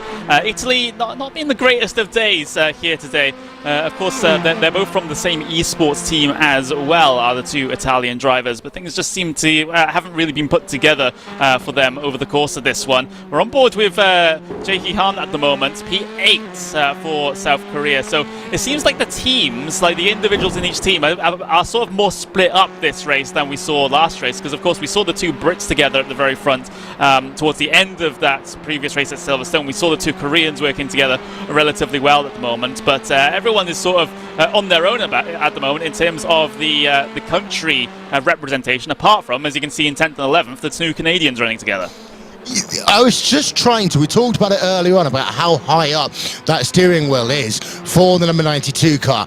Anyone who is watching my footage and my own commentary feed right now, me just trying to do it is actually high. It's kind of between shoulder and face high. That is rather high to hold the steering wheel, in my opinion. And normally, it's closer to the middle of the rib cage. So you did make a really interesting point there. But of course, one of the great things about sim racing is you can set up your car how it feels most comfortable for you. You can. You have pretty much infinite adjustment, don't you, on certain sim rigs? As we see a little look there from Guinness. Nothing that's threatening at all on his teammate. As I will return to the point here. The benefit of racing from home is that you'll be able to set up your rig, and how you have it usually set up is absolutely perfect for you. You don't have to share that rig with anyone else. Of course, once we get live events back going, that is a little bit different, considering you might be using equipment that you're not used to in an environment that you're not used to. But for these guys, they are very much at home in their sim rigs here. And so, well, with 6 minutes to go in this race, top three closing up a little bit. In fact, was that a mistake there from Guinness? I think it was, and it might give the opportunity to Kim to get this done. Yep, inside. Oh, they make a little bit of side-to-side contact. You know what? That's TCR Racing. You're allowed to get away with that one. Kim is up into second place. Also, Harrison is back in the mix as well. It is a four-car train with Miranda just there stalking behind. But indeed, Kim manages to get the elbows out, manages to get second position. However, they are now 1.4 back from your race leader of Gibson with 5.5 minutes of racing to go. They stay side by side. Then as they head themselves down into turn number one again, over the curb. Then goes Kim, and off the track he goes. Yeah, he has to be careful. He has to try and get that car slowed down for the rejoin. Does it in quite comfortable fashion, but remember, he'll have a slowdown penalty, and there's more contact. Oh, Harrison gets into the back of him, and it stacks up some drivers behind. Guinness might have gotten himself involved in that as well. Human came out into the gravel. That's tragic for him. But, wow, that changes a lot of things here at the very front. Harrison's somehow still up into P2, but we're seeing Kim drop down the order, and Guinness lost a few spots from that as well. Narrow racetrack, slowdown penalty, racing line, and it all exploded in the handful of moments there. We'll get ourselves a replay of that one in a moment's time, but Kim is now down into 14th place on track, and once again, it's a 1-2 for the United Kingdom. We're not making this up. We're not fixing it. We're not Massey right now. It is Gibson leading by 5.5 seconds over Harrison, and here's a replay then. So it started off down into turn number one, just going a little bit wide, bump. The two made contact. Then trying to get back out onto track. This is when he had to slow the car down, did Kim. And now you're going to see Guinness. The two just made contact there. And I tell you what, how Harrison has kept that car going, I do not know. Yeah, that is absolutely crazy there. Just hop, skipping and jumping up all over the curb, and Harrison, you know, he would have gotten a slowdown penalty as a result of that, but he's still able to maintain things in P2. Like you said, well, we might be seeing another 1-2 finish for the UK. Maximum point score coming out of the first event. That would be an incredible, incredible statement. Of course, this is all pending stewards review, of course. You know, Yes. we had the unofficial results from race 1. We'll have unofficial results from race 2 at the end of this. But in the end, it is the stewards that decide the order. Here's the view from behind from the Corsim Racing teammate. Harrison, my word, it is not done. He has to floor it to keep that car compliant. That is one of the best saves I've ever seen.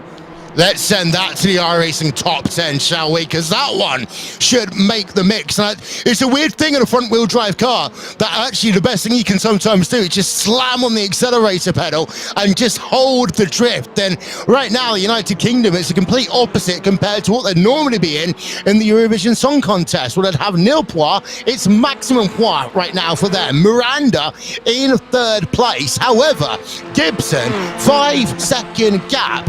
Oh, look at that super slow-mo replay. That's beautiful there. Thank you very much to our directing team for that one. But for Gibson, I'm going to put it right now. 5 seconds might be the biggest gap we see for a race victory all season long. I'm calling it now.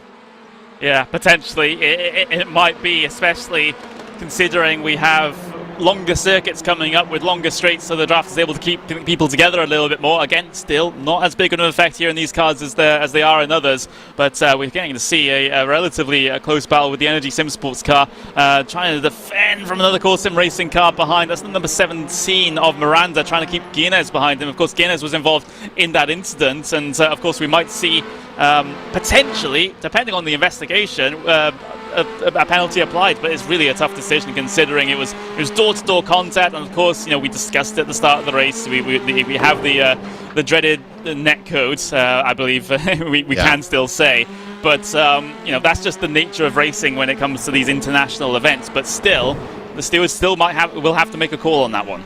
Great handlebar moustache there for Guinness. Think he might have to remove the kind of model car he has in the background for the next round. We'll make a note of that one, shall we, and send it over to him. But Guinness doing a sterling job right now in 4th place. A minute 20 odd remaining in this race. Miranda just ahead. Battle for the last step on the podium. And of course, after the race, we will have a press conference and we'll have Simi award-winning Arjuna Kankapati. He will be doing the honours for that one for us all season long, and this is going to be the scrap for the last step on the podium. Guinness looking to the outside in towards turn number 1. Yep, and well, Miranda will be able to hold on to this position for now for the Energy Sim Sports car, as we'll see. Well, potentially this starting to get a little bit hot. There's lap traffic involved. That's why I was being confused a little bit there. I wasn't sure what I was seeing, and it's lap traffic getting in the way, and it's completely compromised Miranda, and Guinness gets the spot. Merci beaucoup, would say Guinness then, as he is up into 3rd place in the 0-3 car. Lap traffic, a short track like this, is always going to be more prevalent. The issue is, you've only got a lap if you're Miranda to try and get it back. You've only really got one massive overtaking opportunity, and that's going to be in the dying seconds of the race. So, it is United Kingdom 1, United Kingdom 2, France in 3rd, then you've got Brazil 4, Australia 5, Germany 6, South Korea 7th, and 8th place to Australia, with 2 Canadians in P9 and P10. This is the last lap of the race. We get a last full lap of the race compared to what we had at Silverstone. And here is Thomas Gibson, the Northern Irish driver, safe on the 04 car. What a run Gibson has had here today. And as I said, this could well be the biggest victory margin we will see all season long. Final corner. How much excitement is there going to be? You know what? That's more of a sigh of relief there for Gibson. He held on. He just under 5 seconds at the end from Harrison, but it is Gibson who wins race number 2, Harrison in 2nd, Guinness in 3rd, and my word, another great race. That was incredible. Action from start to finish here in this one. Both at Silverstone for the national circuit and here at Knockhill for the international layout. but either way, the result is the same. United Kingdom P1, P2. Of course, as far as Drivers' Championship is concerned, it's going to be those two at the very top of the order as well. That is the more significant quote-unquote championship here in this one. But my word, Will, that was that was certainly an event, and we've gotten the two shortest tracks on the calendar out of the way. And there's confirmation of the results. And Thomas Gibson, the 33-year-old from Northern Ireland, claiming victory by just over 5 seconds. And from Kieran Harrison, Quentin Gunes in third for France. And you got yourself Victor Miranda, P4 for Brazil, Jake Maloney, P5 there for Australia, Marius Gollenbeck in P number 6 for Germany, Yahi Han for South Korea in 7th place, Jake Blackhall in 8th for Australia, then 2 Canadians of Hawkin and Collins in 10th place. Fastest lap, by the way, Kieran Harrison on lap number 7. No points yet for fastest lap. That might come through a lucky dip later on this season. As we have a look then through the rest of the results coming up on your screen, mighty close racing. Shout out to Yun Yang. Unfortunately, just misses out on a point. So the second race in a row, Connery, where one of the invited drivers just misses out on a point-paying position. Of course, the invited drivers, they can score points for themselves, but of course they cannot score points for their country, so they still count as far as the Drivers' Championship is concerned. You can see the drivers at the bottom of the order. Via Chef, we've got Lovely Chacha and Fabio Zampolini as the retirement today down in P23 out there, but yeah, we'll see how this stacks up in terms of points in a little bit, but I get the feeling it's going to be UK at the very top. There we go. Here we are. Tied for the championship lead. Unofficially, of course, pending steerage review of both of the races here today. Thomas Gibson and Kieran Harrison at the top with Guinness in third, excuse me. Yeah, indeed. So Victor Miranda P4, Jake Maloney P5, well, tied P5 with his countryman Jake Blackhall. Yahi Han P7, highest placed Korean driver. Then you got Marius Gollenbeck moving up ahead of his teammate, countrymate even, from Germany, as the rest of those points come up. 17 drivers then have scored themselves a point in the championship so far. Zambolini with 1 point, of course, retired from this second race today. We are, as you said, in a few moments' time going to get ourselves our press conference with drivers, and here's our country standings. So look at that, 90 points, maximum points there for the United Kingdom, more than double. Second place, the duo of Gunes and Valero from France, Maloney and Blackhall. This is where consistency will come in, by the way. Australia, third place. Gollenbeck and Ty for Germany in P4. Brazil, Miranda and Zampolini in 5th place. The 2 Korean drivers in P6. The 2 Canadian drivers in 7th place. Italy and the United States rounds out your top 9, of course, as we were just alluding to a moment ago. You're not going to get points if you're an invite driver. However, your 9 countries are represented, and of course we were due to have 10 countries. We currently have 9. No reason to explain any more than, of course, what you know around the world right now. But again, we've got 9 countries, and it's very interesting to see the consistency element, Connery. And I've talked about consistency quite a lot. And we did also talk about the fact that the British drivers might have a bit of an advantage here. Well, they did have an advantage, and the key thing for me in that race is we saw the moves that were being made were being done very calculated, and it's the thing at Knockhill. You can just make a dive down into turn number 9. Saw that, but then also you sometimes have to try and play the long game. Maybe try and make the move down into turn 1, then hold the outside, then see how the rest of your lap will go. There are times, it reminds you a bit like Summit Point sometimes, when you can almost go too wide for the majority of the lap. The thing is, as soon as we have that carnage, P2, 3, 4, well, if your name was Thomas Gibson, bye-bye, we'll see you later. Yeah, he did seem to check out here in this one. It was a great performance from both of the British drivers, each getting themselves a race win here today. And again, we mentioned this at the end of race number 1. I'll mention it again. tragedy for South Korea, unfortunately, here in this one. Again, it was looking like another strong race for them. Maybe not quite as strong as Silverstone was, but it's still a lot of points that were on offer that they're now not going to get. So they're definitely on the back foot in terms of the championship. Guiné is basically carrying Team France at the moment, especially with Valero finishing down the order in that second race. So lots of things, have been established already in this event. We'll get ourselves a break before we get ourselves into the conference in a little bit. But, well, this is... Well, the racing was chaotic, yes. It was bumper banging, door rubbing. However, that is TCR racing. Of course, the stewards will talk to them about some of the incidents that we've seen over the course of this race to hopefully make things better for the next couple. But at least from my perspective, it was still pretty fun. Yeah, if famous wrestling commentator Tony Schiavone would say, this is what TCR racing is all about. But it was really fun to see. And you know what? I've had my little book of notes around with me all race long. There we are, proof that I do occasionally take notes. But one of the things that was worth noting, having a look through, going back to what the drivers were saying, the Korean drivers did say the racecraft and the battling was one of the things they were more worried about. I'm not going to call it a weakness. The things they were more worried about were actually, on the flip side of that, the two British drivers said they liked the racecraft more potentially than they were worried about qualifying. So that's the differences that we have. Two shortest tracks, of the season are pretty much out the way. We've got Lime Rock Park coming up later on in the season. That's going to be another short track, which is really interesting. But it's also worth noting, we've got longer tracks as well. We've got our press conference coming up in exactly 100 seconds from now, and we're really looking forward to that one coming up next, Connery. Yep, we are. Of course, that will be hosted by our very own Arjuna Kankapati here on RaceSpotTV, and he'll be speaking to at least the top runners in the races here today. And, well, we'll get to see what the point of view from some of the drivers in this one. I am already seeing two of the UK drivers, Thomas Gibson and, of course, Kieran Harrison, already awaiting their interview. So at least we'll get to hear from them. Of course, the different language streams will have their own interviews as well. The Portuguese stream, the Brazilian stream will have the interviews with the Brazilians, and, of course, the Korean stream will have the interviews with the Koreans as well. But we'll tune into the English press conference per se here, Will, with a minute to go. Yeah, indeed.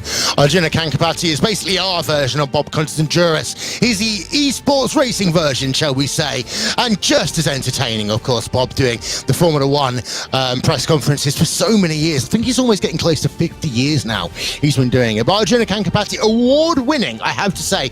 Arjuna Kankapati, who won the VCA Simi Award for Best Commentary last year. That's coming up in exactly 30 seconds from now. And again, what we'd like to do before we have the opportunity to hand over to the press conference is say a big thank you to our sponsors. Of course, we had to start with Hyundai, of course, presenting and running this championship, as well as Hankook Tires, Logitech G, and Africa TV. We are then at the point we're going to hand ourselves over to the one, the only Arjuna Kankapati, as our press conference starts now.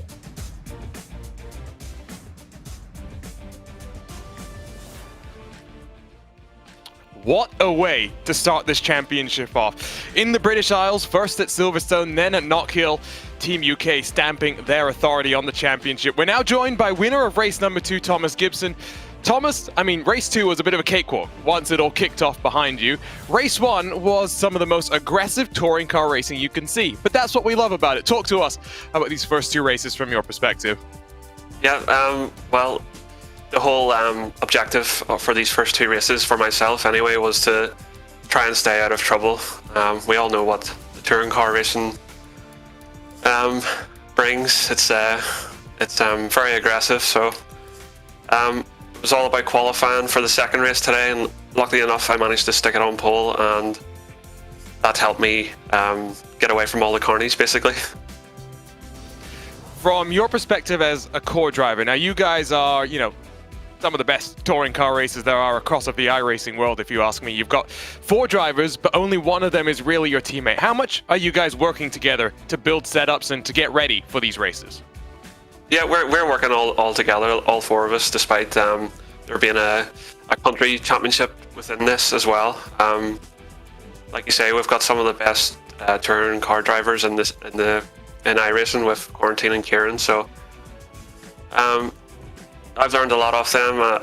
In practice, we're working together, and definitely they have upped my game in the Hyundai.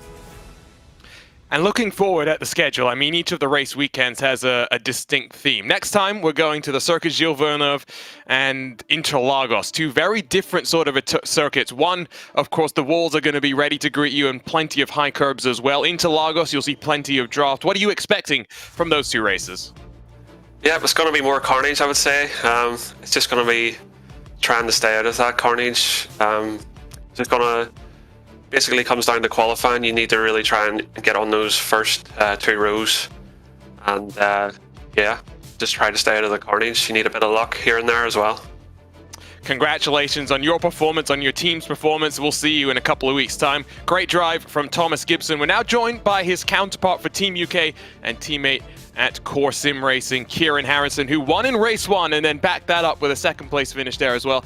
Kind of going off what we were just talking about with your teammate, Kieran, what's it like to be fast in qualifying here? Now, it's an open qualifying session, so there are no really games that you can play. The commentators were kind of discussing that here during those 2 open qualifying sessions. How much are you guys working to use the draft to go fast? Yeah, I think everybody knows by now that it is kind of essential to get a good draft in this car, or in any of the TCRs for that matter. So we were kind of trying to stick together roughly, but with the traffic, particularly with Knockhill, it was more just about getting a clean lap in, which I struggled to do. My lap was okay for P5, but I was a little bit disappointed. But yeah, Silverstone was a big advantage for the draft, but not so much Knockhill. Talk to us about that race in Knockhill and that moment midway through where you got on the power, you yeeted that car to keep it in control. That's the beauty of front-wheel drive, right? If you're ever in trouble, power will save you. Yeah, I was really glad it was front-wheel drive at that point. I just had to dart to the right to avoid the crash and went over the big curb, got some air, and then just planted the throttle, did a big drift. But yeah, it worked out for me. It was carnage. I can't believe we all got through. Yeah. And in your mind, you know, there's not really a better way to start things off, right? A win for you in race 1, or win for your teammate, your countrymate, especially in race number 2. Is this kind of the hopes that you guys had for kicking off the championship? It's a fairly strong team driver lineup. Do you expect to be able to continue this form throughout the rest of the competition? I hope so. We were kind of aiming for, if we came away with 2 decent top 5s, would be a good result. So obviously the 1-2 in both for myself and Thomas was even better than expected. Because as you say, the field is quite strong, and there's no drop scores. So if you can stay in that top 5 all season, I think you'll have a good chance. Well, best of luck to you, your countrymate, and your teammate. That's our post-race press conference done. Let's jump back to Will and Connery. Let's look at some highlights of race number 2.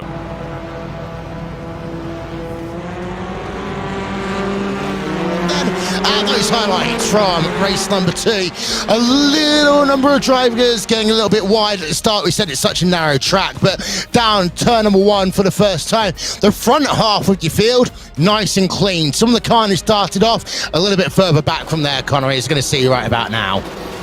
Yeah, we got Hahn involved in a little bit of door-to-door action with one of the Canadian drivers further back through the pack. Of course, he had not as good of a qualifying session as he did at Silverstone, so he was on a little bit of a recovery drive since basically the qualifying session ended. Of course, you see Michael Polsek here, well, attempted pass down the inside from I believe that might be Gal Valero that, in fact, it might have been Hahn, in fact. I'll get the liveries in my head at some point here, I promise. As we see, there's Valero with the door-to-door contact that sends the Canadian out into the grass. You've got to be careful with the rejoins here.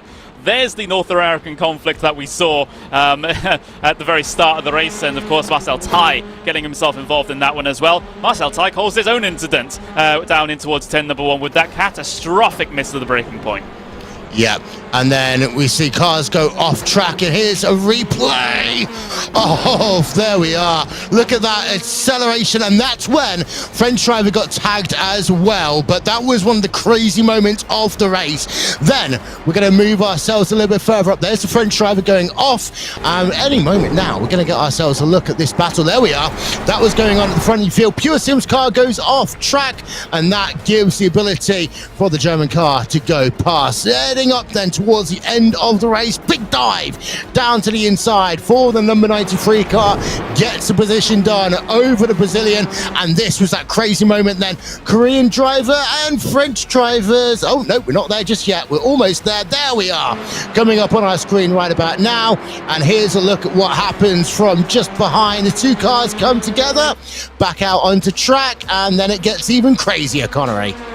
It does. It was an extended side-by-side battle between these two. It went to the final corner here in this particular lap, and this is where Kim thought he had it on lockdown, but there was another challenge to the outside from Guinness. They make a little bit of contact right there, a bit of a door barge. That spits Kim out into the grass. He has to take the shortcut, has to take the slowdown penalty, but it's when that traffic comes up on him again, when Guinness attempts to get back by again, is there's another bit of contact and a colossal save from Harrison. Yeah, indeed so.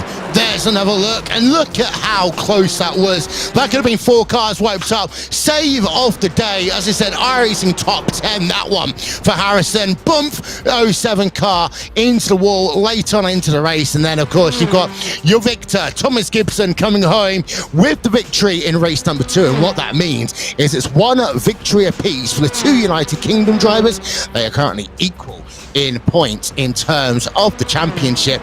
Guinness coming home 3rd place here in this 2nd race. And there's the relief. I won't call it a lot of excitement. It was relief there for Thomas Gibson as we're back here. I have to say, Arjuna Kankapati really repping Team Thai.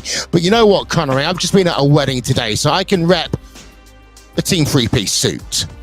Yeah, I don't quite have the waistcoat, unfortunately. I'm just in the shirt tie and the suit jacket. But yeah, it's been an incredible first event, and it's been a relatively smooth first event as well. And I'm certainly very happy about that. Well, of course, you know, we had some incidents, but the thing is, incidents happen in every single piece of motorsport, no matter if it's esports or if it's in the real world as well. So that's to be expected, and these guys did a good job considering the international nature of this competition and the challenges that poses. So I'm very, very excited for the future of this championship. Of course, Team UK on top with regards to this one, but who knows what might happen in the next 2 races that we'll get in 2 weeks' time.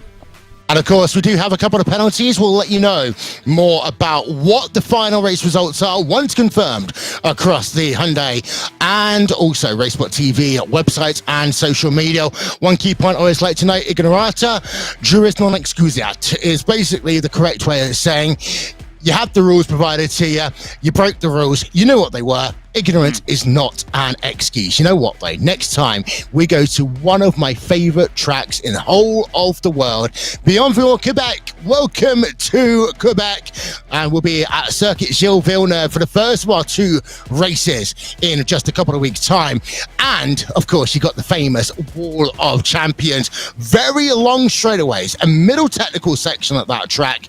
And, of course, you'll be in the position where it will come down, Connor. I'm not going to say mate, it will come down to the last corner. Yeah, I think so too. It's certainly a circuit that absolutely promotes side-by-side racing and keeping the pack close. So I'm definitely looking forward to it. Of course, Circuit Gilles Villeneuve has an element of that as well, especially with that very long back straight where the draft can become much more of a factor. But in the end, Circuit Gilles Villeneuve is a street circuit, and it's not the only one. Actually, it is going to be the only one that's on our calendar. So that brings its own sets of challenges as well. So 2 very challenging racetracks coming up at 2 weeks' time for 2 very different reasons. Yeah, and the second of those races will be the Autodromo Jose Carlos Pace Interlagos, as you and I all know it. And that is where we're also going to have the first of our lucky dip scenarios come into play. And if memory serves me correctly, what we're looking to do is either going to be points for the fastest lap, points for qualifying, or Super Bowl qualifying. Interlagos Super Bowl qualifying will completely change the dynamic compared to what you have in open qualifying, Connery. However, some of the fans, they might prefer to actually have a situation where we might be able to break the tie between the 2 United Kingdom drivers at the moment by offering points at either fastest lap or qualifying. And the great thing is, we don't decide, it's the fans that decide. And information about that we posted across social media channels in the next week or so. It will be, so you definitely want to keep posted for that. Another thing to note as well, Will, if you know, the more good results, the more consistent team results Team UK gets, potentially the more rifts that might appear in the team, because of course both of them might potentially be towards the top of that Drivers' Championship. So at some point, something's got to give, and one of those drivers will, you know, potentially have to be out the other to get the Drivers' Championship win. Of course, we are very early stages, and it's it's too early to be talking about that at this point, but that's one of those possibilities where sometimes team allegiances will be tested here in the Drivers' Championship, just just like Hamilton and Rosberg at Mercedes in F1. Yeah, I was thinking about the, NASCAR Daytona 500 happening a couple of weeks ago. You have your teammates until you get towards the end of the race, and then there's all elbows out. Whoever gets it, gets it. Interlagos, of course, we're talking about pre-race rituals. I have to say, Interlagos is, of course, home to the greatest interview comment of all time, just before the 2008 Brazilian Grand Prix. Well, you know what, Connie? It's been a good first day's worth of racing. We've got 4 more of these to come. The next one in 2 weeks' time. But if the next round's anything like what we had here today, we are in for an absolutely blooming treat. Yeah, I think so too. They're both circuits that promote overtaking a little bit more than the 2 circuits that we saw here today, and it's going to be an incredible event, of course. We tend to get pretty close action here in TCRs. You know, that's just the nature of the type of racing, but to have those circuits on the calendar that really allow it to shine through, I think next couple of rounds are going to be absolutely crazy for that reason. And I'm feeling kind of sad because we have to wait 2 weeks instead of 1 week to try and get those and get another edition of this. I just wish this happened every single week. Yeah, indeed. So, and don't forget, by the way, you can keep up to date with all the goings and comings in the series. We'll post a link on our social media channels very soon to how you can have one home for the entire season. And you can just follow us on Twitter at RaceSpot.tv, or go to Facebook, facebook.com/RaceSpotTV. On YouTube, if you're watching, hit that little like button, subscribe. I don't know what they call it these days. They keep on changing it, but make sure you keep up to date with all the happenings. And we want to say very quickly a big thank you to our partners, first of all, over at ATVO for live timing and scoring all day today, as well as Dougie Beard for track cameras. Behind the scenes, we've had Hugo Louise, our executive director, supported by Mike Yao. On race stewarding today, it has been all done by Ricardo Frank Edelman and Randy Chaneth. And of course, want to say thank you to our partners, Hyundai, Hankook Tires, Logitech G, and Africa TV as well. And with that, we wrap up the first race day of the 2022 Hyundai N Festival Global Race League for 2022. We've had 2 great races. We've had excitement up and down the field. But when it comes to the end, we've got 45 points unofficially for your 2 United Kingdom drivers after a win and a 2nd place for each of them. That's a good starting point for a championship. And with that, we'll see you all in 2 weeks' time as we go to Canada and to Brazil. From Connery Maddock and myself, Will Vincent, good night from Knockhill.